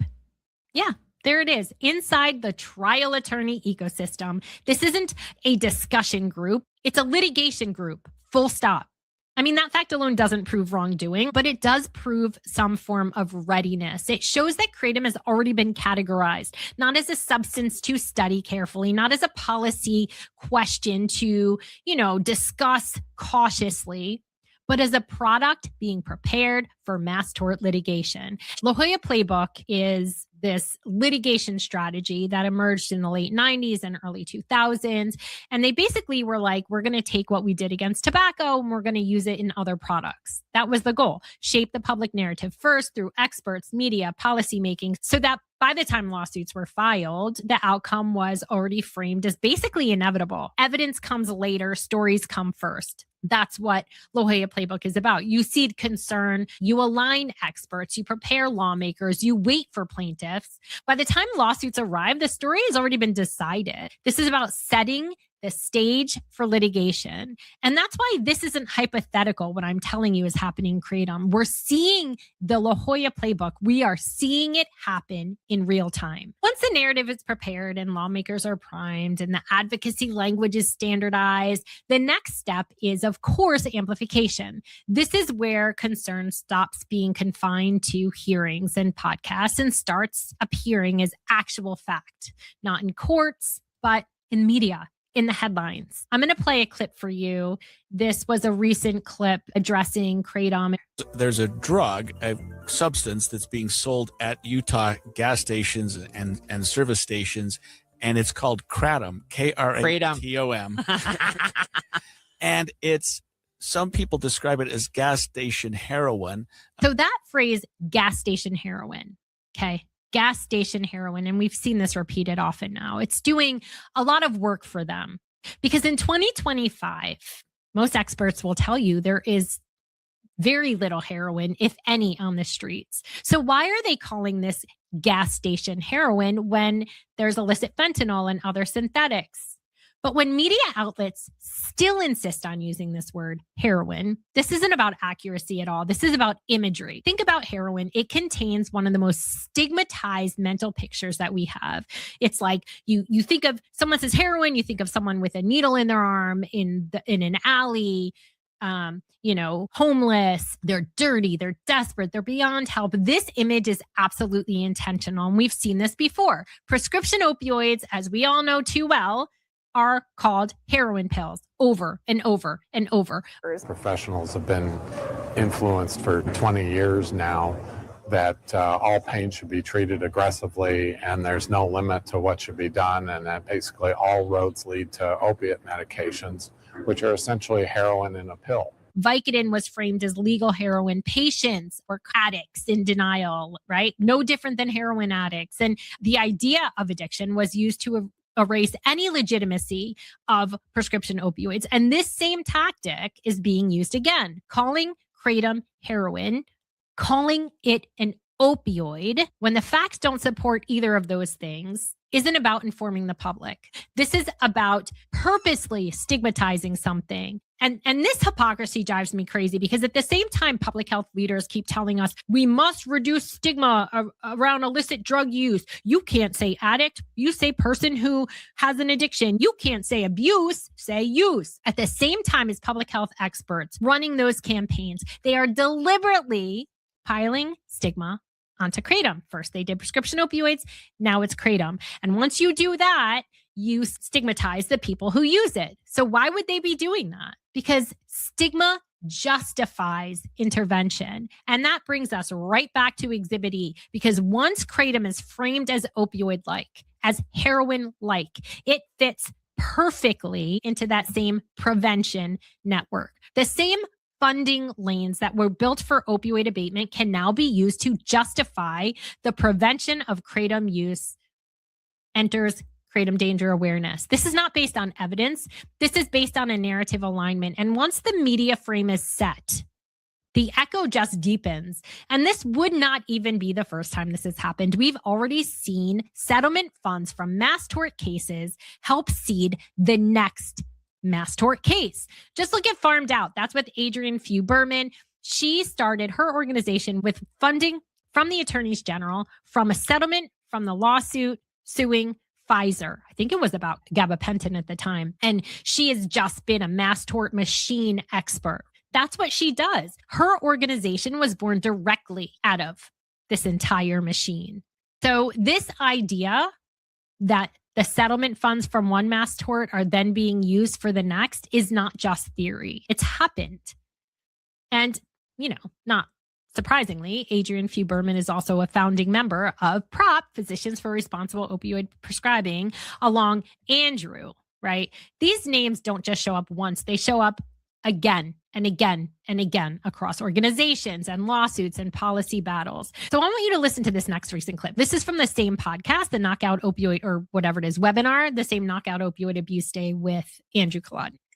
Because this is something that we need to be concerned with, and something that's out there all the time. Convenience stores, it's not scheduled, is this kratom. And so this is a DEA drug fact sheet about kratom, and it has two major psychoactive ingredients. At low doses, it produces stimulant effects, and at high doses, it produces sedative effects. Can lead to addiction. So 7-hydroxymitragine and 7-OH is one of the components in kratom. It's one of the psychoactive substances. It demonstrates greater mu-opioid receptor potency than kratom's primary alkaloid, the mitragine. So the 7-OH, it's a little more receptive to the receptors there, as well as other classical opioids such as morphine. So what are they saying on here?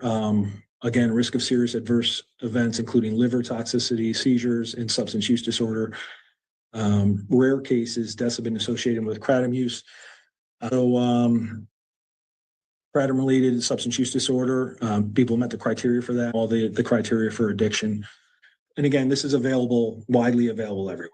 You just heard it. When law enforcement adopts the same framing, it adds a certain level of authority. Media gives the message reach, but police, they give it legitimacy. And notice what's missing again. There's no discussion of context, no discussion between kratom and opioids, no acknowledgement of why people are using it in the first place. The framing is simple to them. This is the next threat.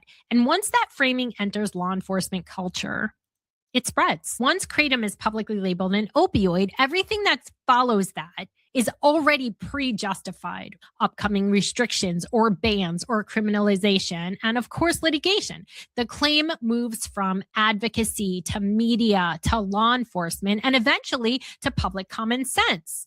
And it reaches that point that even questioning it becomes suspect. So very soon, if they're going to keep doing this, everyone is going to say, oh, I've heard of kratom. That's awful. We need to ban it. And if you question that, then all of a sudden they're like, oh, haven't you heard that there's a crisis? People who push back are not seen as informed or cautious. They're seen as dangerous, or worse, compromised, industry funded. And the most important voices, the people actually who use kratom, often to survive the fallout of opioid policy, are erased completely. I mean, this isn't by accident.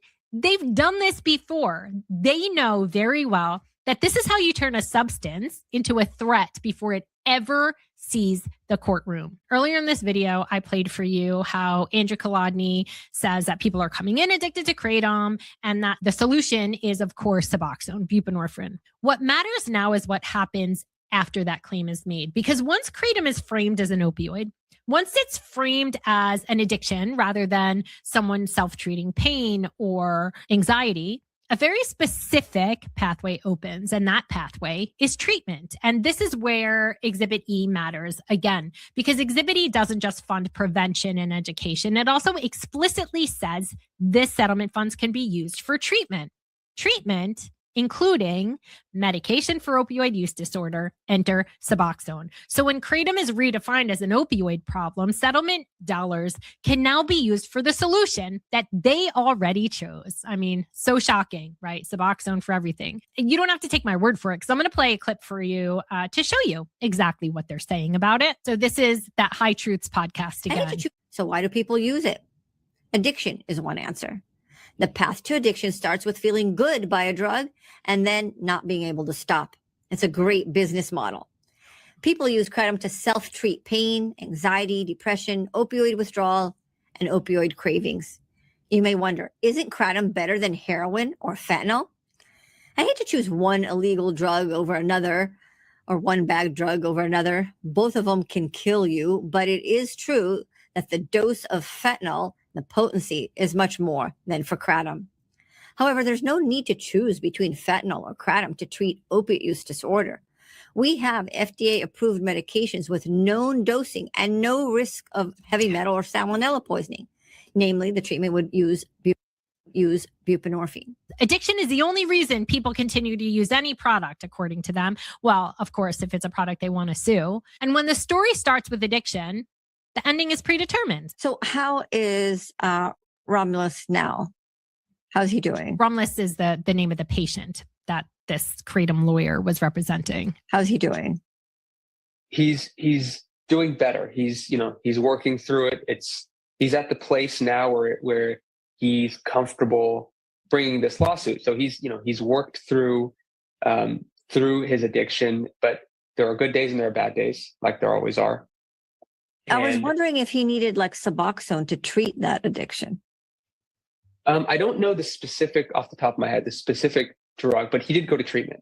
He went to treatment. He went to a rehab center and they treated him with the same thing they used to treat other opioid. Okay, so maybe he got that same treatment. That's what I would think was used to, since one opioid and another one. Yeah. A safer choice, a much safer choice. This is the script that we keep hearing, right? Of course. Now it's kratom is the problem. Addiction becomes the diagnosis and buprenorphine becomes the answer over and over and over again. It drives me crazy. I mean, this isn't new. We've seen this before. Opioids were framed as a danger. Prescribing was eliminated or greatly reduced and people were pushed into treatment with Suboxone, whether they needed it or wanted it. And now the same logic is being applied once again. Different substance, same narrative, same solution. And here's the part that really matters. The people being targeted here are the same people who were already harmed by opioid policy. People who turn to kratom not to get high, but to function, to manage pain after losing access to their medication.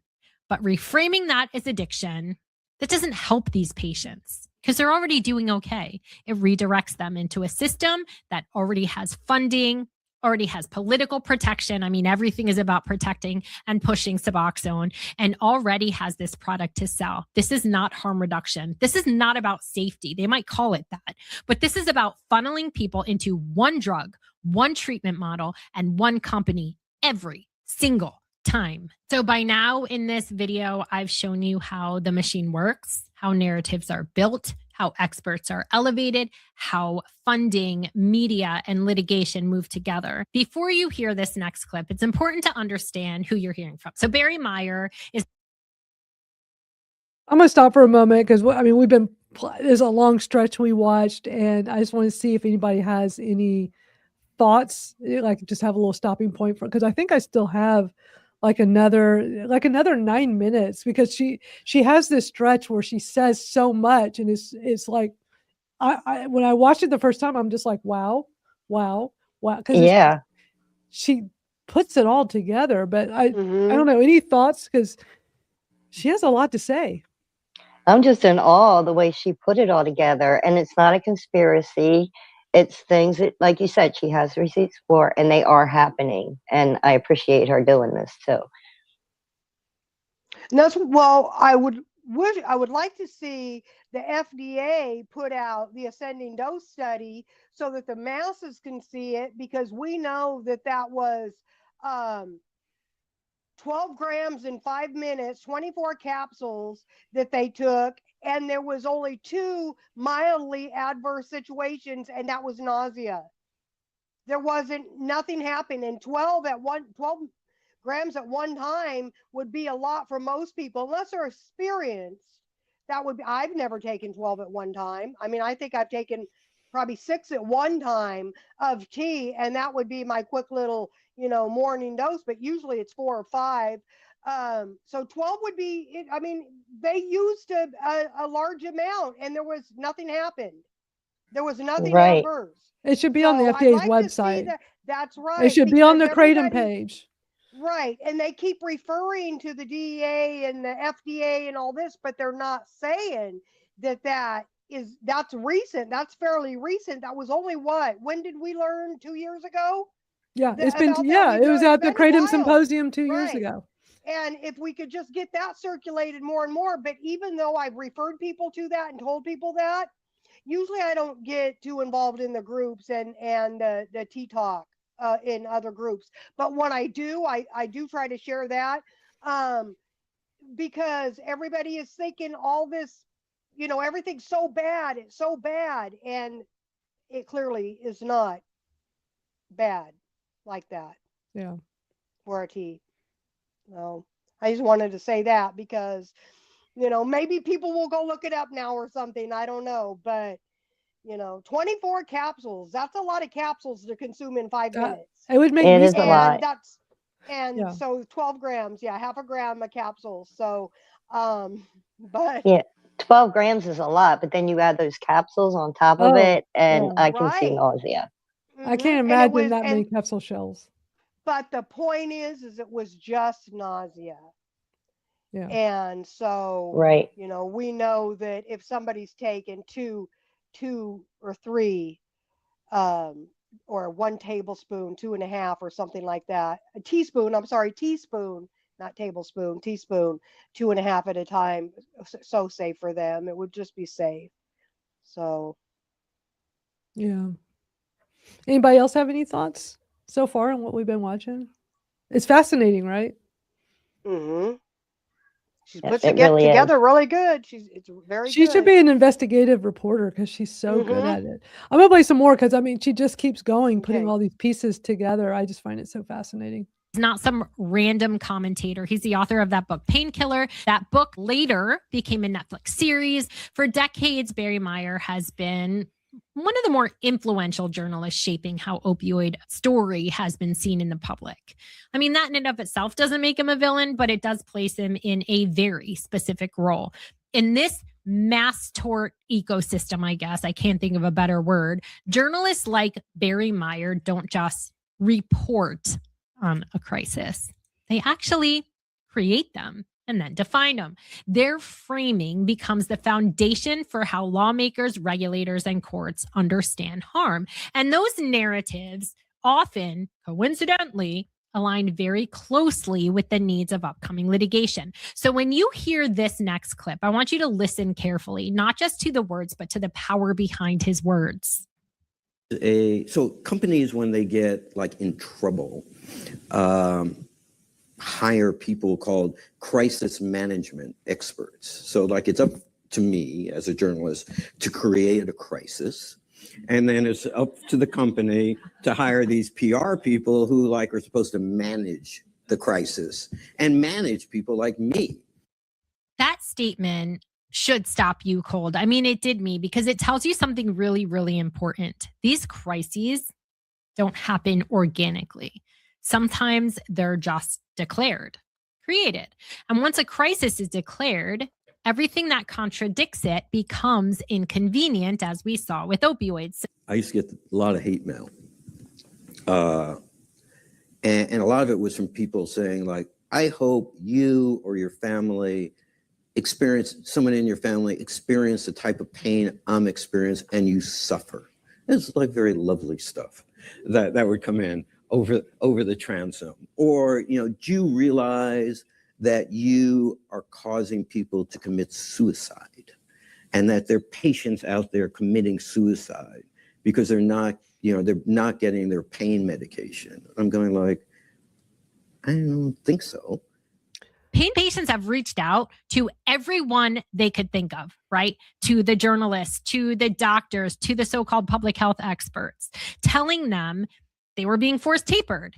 They were losing access to care. They were contemplating suicide. They were dying.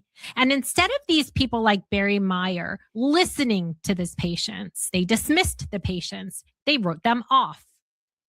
But now I start see the resurfacing of these same arguments. Like, people are committing suicide because they're not getting the medications that they need. And it's sort of like, it's like I've seen it before. It's like none of it is true. It's like the same sort of, caravan type nonsense that takes on a life of its own on the internet. And through through the mouths of certain people who have created, personas or, profit centers for themselves. And until all that nonsense, all that noise ends, nothing positive is going to happen. So this is how erasure works. The harm is denied. Then the people describing it are discredited. Then the system moves on. I mean, that's what he did, right? They don't ever acknowledge the harm that they caused. That's why Kratom matters here so much, because now that millions of pain patients have already been harmed by opioids and continue to be harmed every day, the same machine that harmed pain patients is going to harm people again, the same people, because now it's looking right at Kratom, another population that is going to be harmed, not because they were being reckless, not because they were doing anything wrong, but because they decided that this would be profitable to look at for litigation. Probably an added benefit is that they could push these patients towards Suboxone, right? When I put all these things together, the question in my mind wasn't anymore whether Kratom litigation is coming. I've already shown how these cases are built. We've shown how the narratives are seeded, how the experts are positioned, how money flows once a crisis label sticks. Will the people who rely on Kratom be erased also, like pain patients were?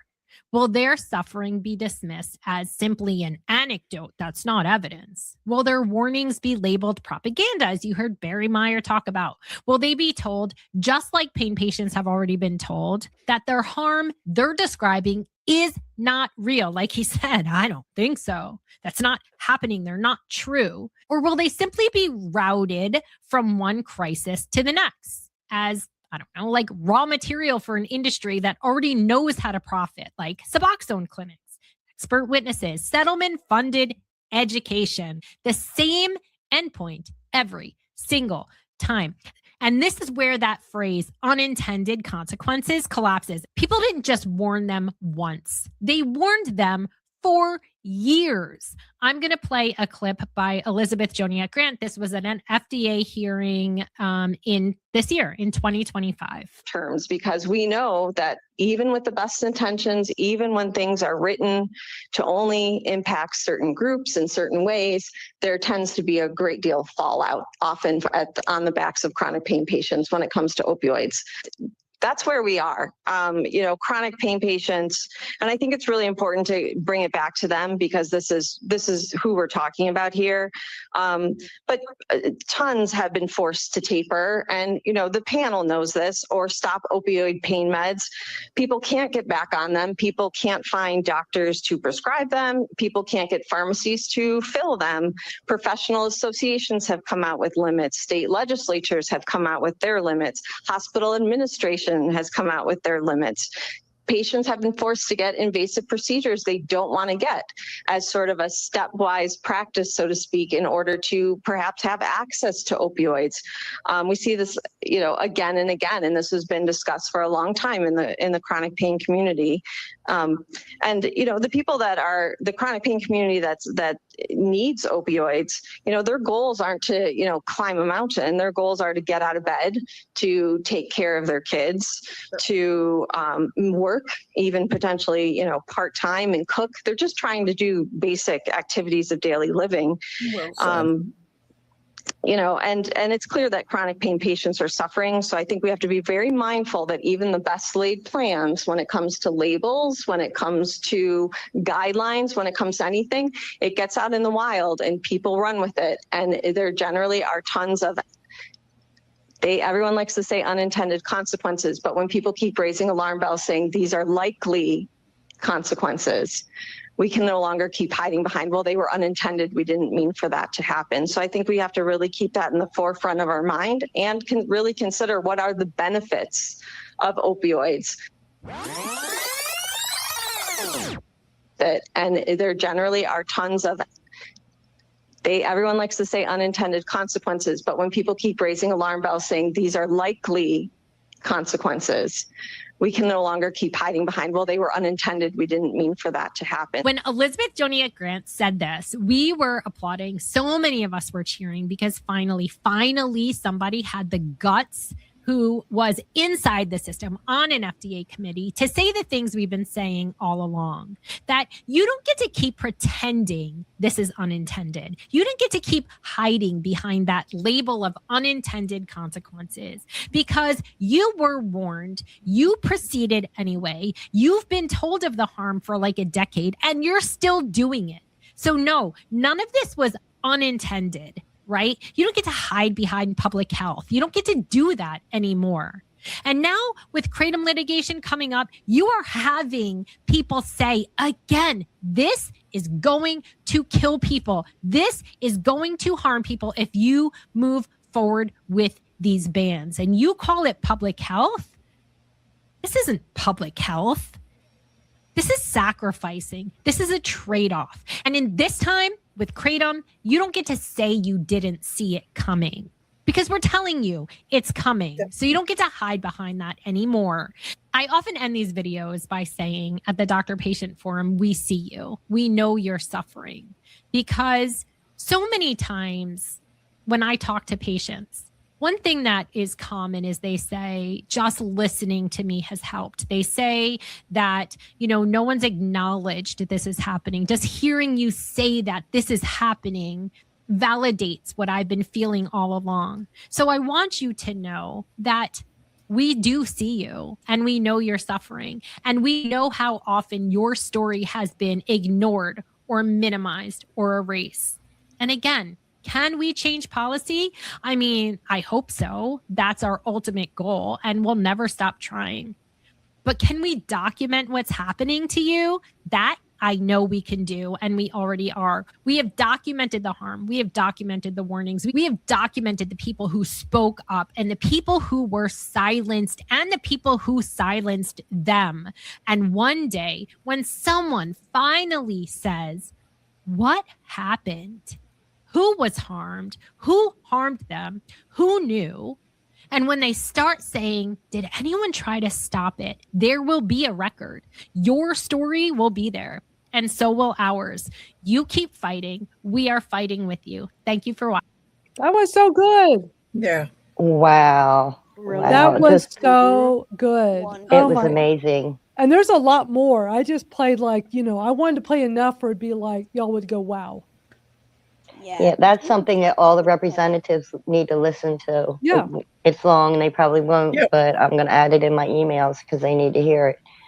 Especially that FDA person. Oh my God. That was amazing what she was saying in that presentation. Like she gets us. Yeah.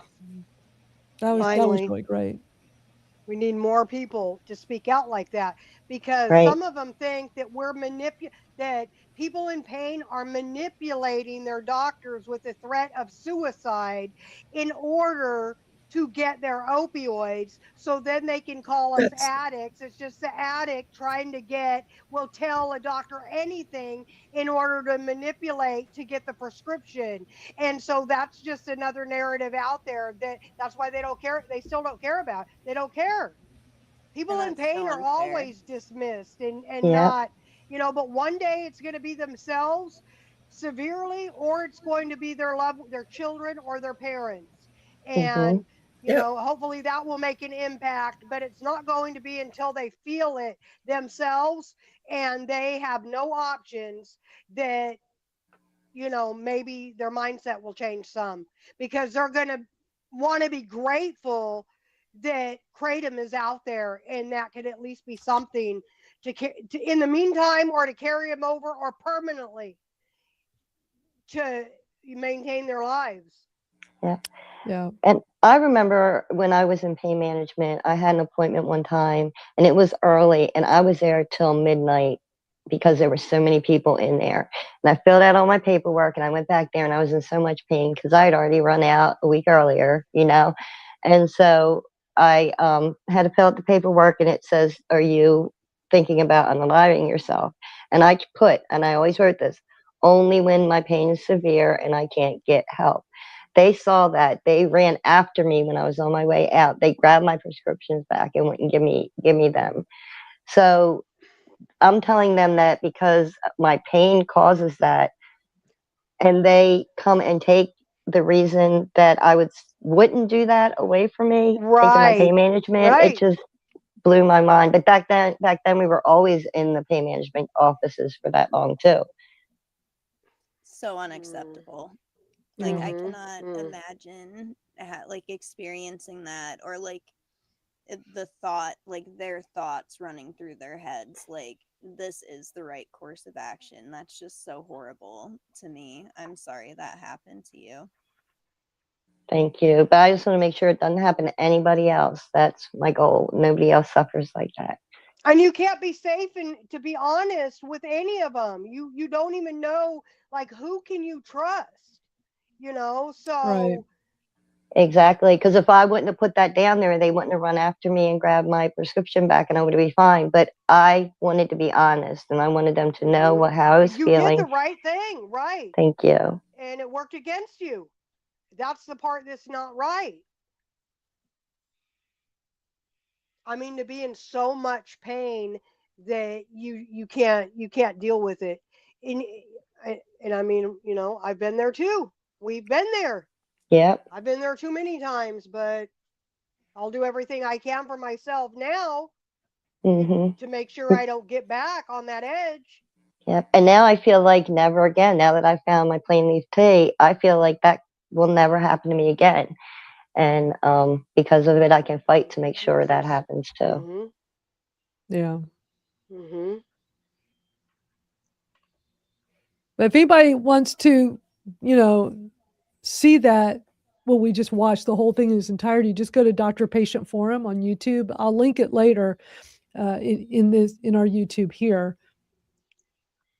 But you can always just go to Doctor Patient Forum. They do phenomenal work, and it's just it's a great grassroots group to join. Yeah, great grassroots chronic pain advocacy advocacy group, not lobbyists. Community supported. It's amazing. I wish I had known about them when I lost access to pain management in 2019, because that's what I was looking for. Something like that. Same. Or they can, because when I first got dropped from pain management, I didn't know what to do. They didn't even offer to put me in a taper. I mean, it was bad. It was sad because these government policies, how the doctors are responding, because they don't want to go to jail. I get it. And because I'm a fast processor, I was requiring really high doses of opiates, and doctors get in trouble for that, even though we're all different people. I have the pharmacokinetic tests that show that I'm a fast processor. So that helps him, right? Everybody should get that done. I They really think all should. pain patients should. every doctor, every pain doctor should require that. I was lucky that mine, like, I remember they even said, "Oh, don't worry about insurance. We'll take care of it." It was something they were smart enough to do to help with their auditing. It was brilliant, and they actually did it twice. They did it like a year apart. I have both reports. The thing is, they don't change. Is through your DNA. It just lets you know how certain medications process. It's not just opiates. It's all kinds of meds. And and this was a long time ago when I had this done. 2013 was the first time. The other one was 2014, and I found them. Like last year, I was so excited. I found them, so fed it into ChatGPT to kind of have it explain it in English so I understand. Because I remember the doctor, I don't back then. I don't remember. I just remember him just saying, "Yes, you definitely process faster. That's me justify prescribing you higher doses. This shows exactly that." And I remember him saying that it does show other medications, so you could always take this to other doctors. I thought that was interesting. But we're all different. And they all make these rules like, well, one size fits all. I remember when the FDA changed those rules. Was it FDA or at DEA? I get it mixed up. But with the opiates, it was 90 MME. When they 90 MME, I was way higher. That's if anybody's not familiar with that terminology, just go Google it. It's the morphine milligram equivalent. It's a way they calculate your daily amount of opiates that you're consuming, and the stronger medication is a higher multiplier. There was times where I was close to 200 MME a day. Like, it was pretty high. And when they came up with that 90, I was so nervous, and hearing so many stories from people around the country online talking about losing access or being tapered down to the 99 or 90. And I kept asking my doctor about this because I was so worried that something would happen. He just kept saying, "Everything's fine. Don't worry about it. We're good." Until they weren't, it's like, till I got the letter in the mail, which was several years later. But were y'all familiar with that whole 90 MME that they instituted? That, like, Yep. That's going to work for some people, but not everybody.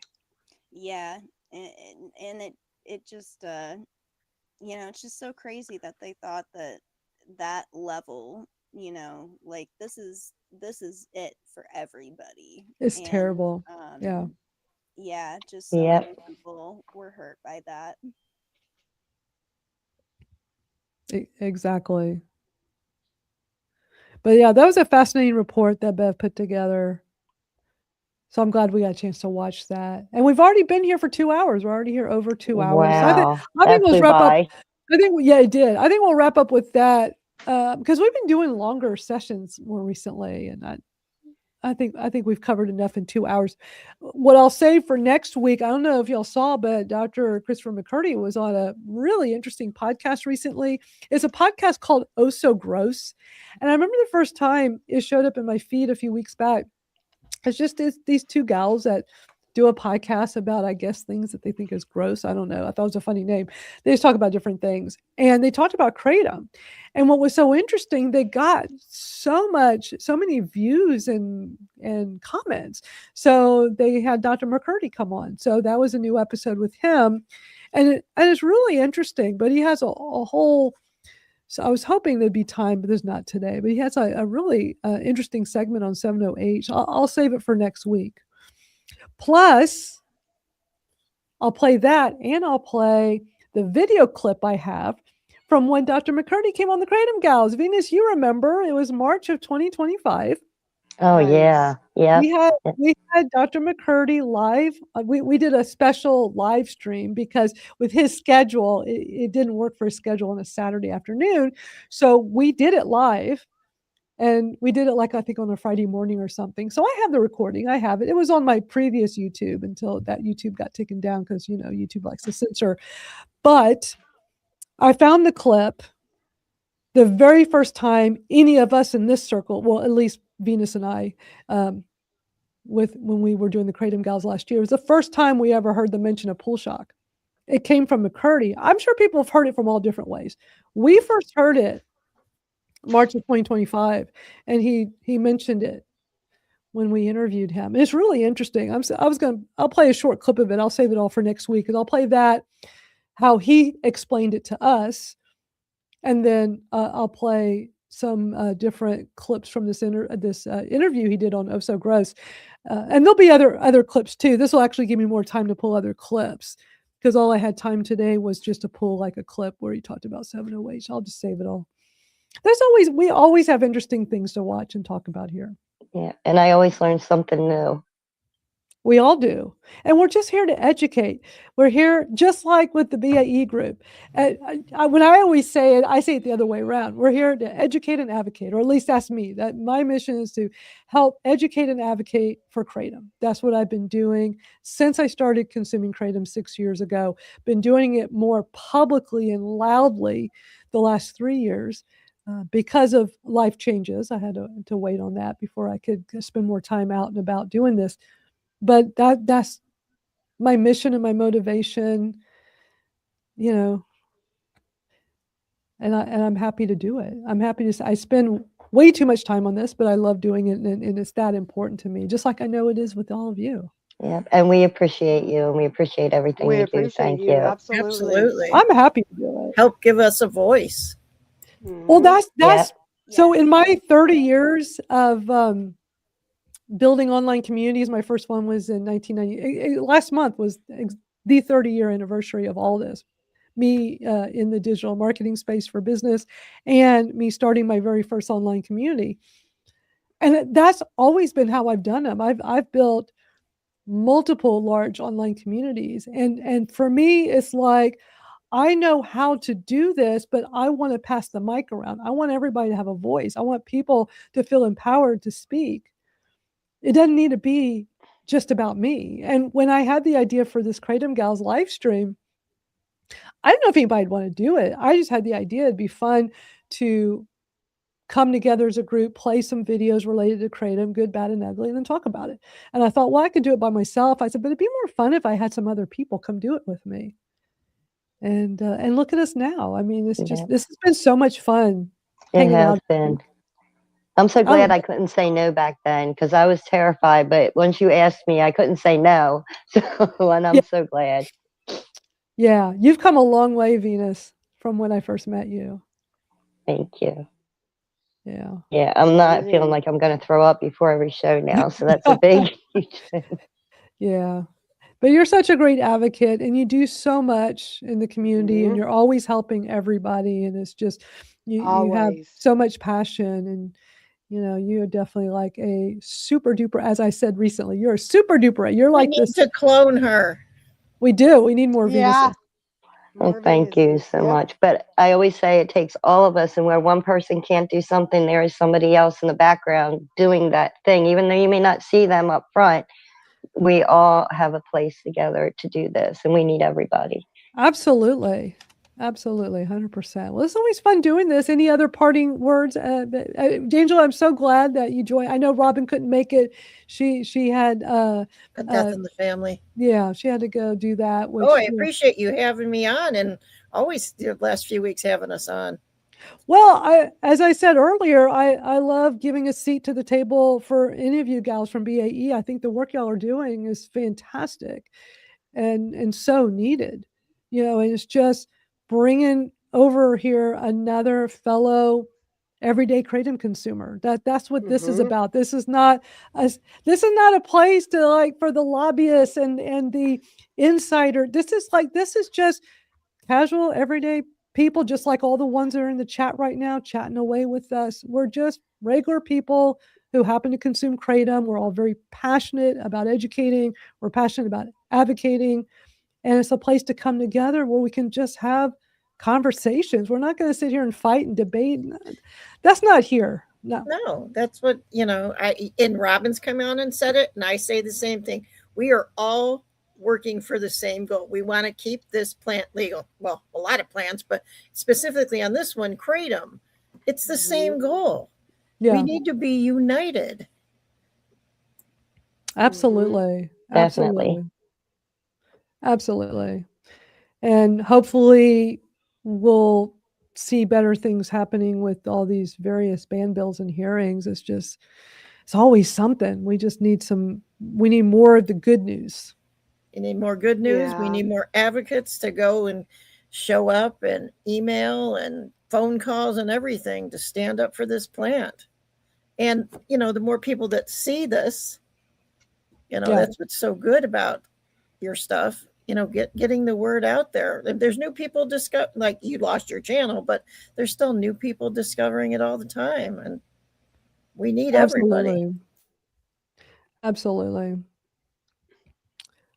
Agree. Becca, it's so great having you here. I'm so glad you're with us today. You always add a lot to the conversation. Yeah, and I'm glad you're feeling better. Yeah. I've missed you guys. Thank you. I'm feeling We've a little missed rusty you. today, so more of my comments were in the comment section. And that's all good. Yeah. Yeah, it was nice to be on. And How was y'all's blizzard there in the Northeast? I mean, you're like way up there. Yeah, it was a pretty rough week. We got hit with a blizzard, like literally 50-mile-an-hour winds. Wow. And by some miracle, we kept our power. But I'm so glad y'all did, because that's not good when you lose the power. Yeah, we got a lot of snow in Delaware, so I can only imagine how much farther up got it. You know.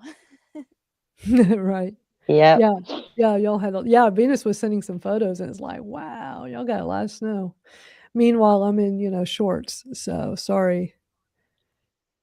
Believe me, I'd rather have y'all's weather in the summer, so it's, it's all good. Well, I think anybody else, Twinkle, any final thoughts? No, everything was good. Great show.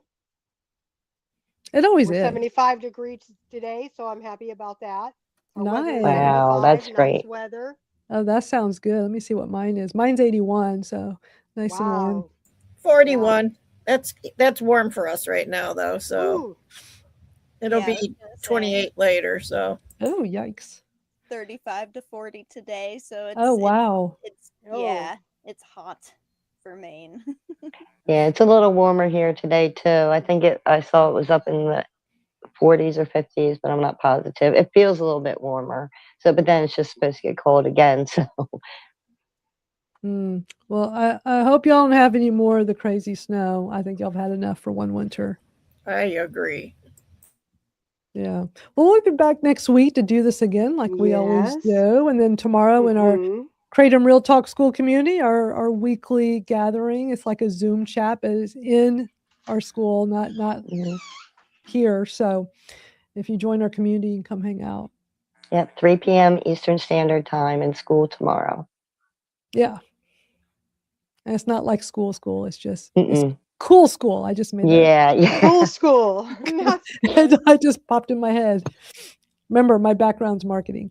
All right. Well, this has been so great. I think since we're just all fired up today, we'll wrap up with the song "You Can't Ban My Roots" because that's just such a great Kratom anthem song. And really appreciate y'all's time today. And we'll see. And thank y'all, everybody that's here live in the comments, especially over on YouTube. I know we got a lot of people on X watching as well. So thank you all. We got way more people over there. Yeah, thank you so much. But y'all can always come over to YouTube as well. And we appreciate all the comments in the chat. We see you and we appreciate you. And we'll see y'all soon. Y'all, and get ready to watch Becca jam with the music like she always does. All right. See y'all. Yeah. Bye. Bye, everyone. You can't ban roots, nah, nah, nah, nah. You can't ban my truth, nah, nah, nah, nah. Hey, Florida, we see the game. HB 1489, not today.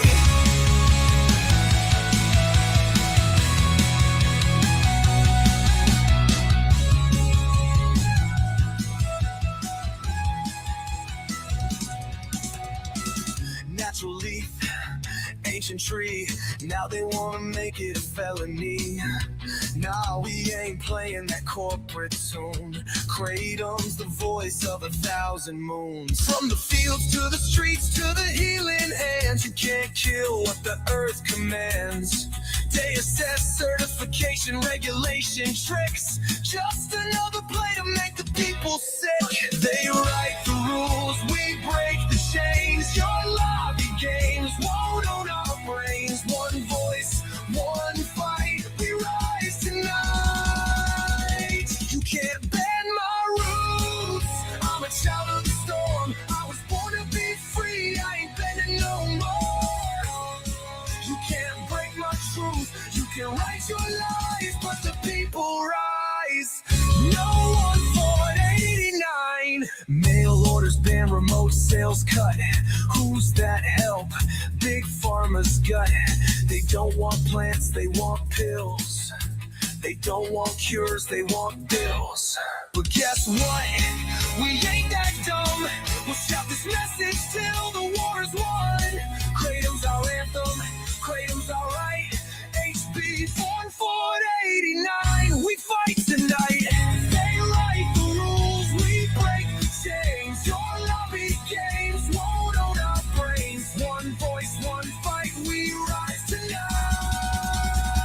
You can't bend my roots. I'm a child of the storm. I was born to be free. I ain't bending no more. You can't break my truth. You can write your lies, but the people rise. No 1-4-89. You can't outlaw the trees. You can't outlaw the breeze. You can't outlaw the dreams. We are Kr8tom. We are free.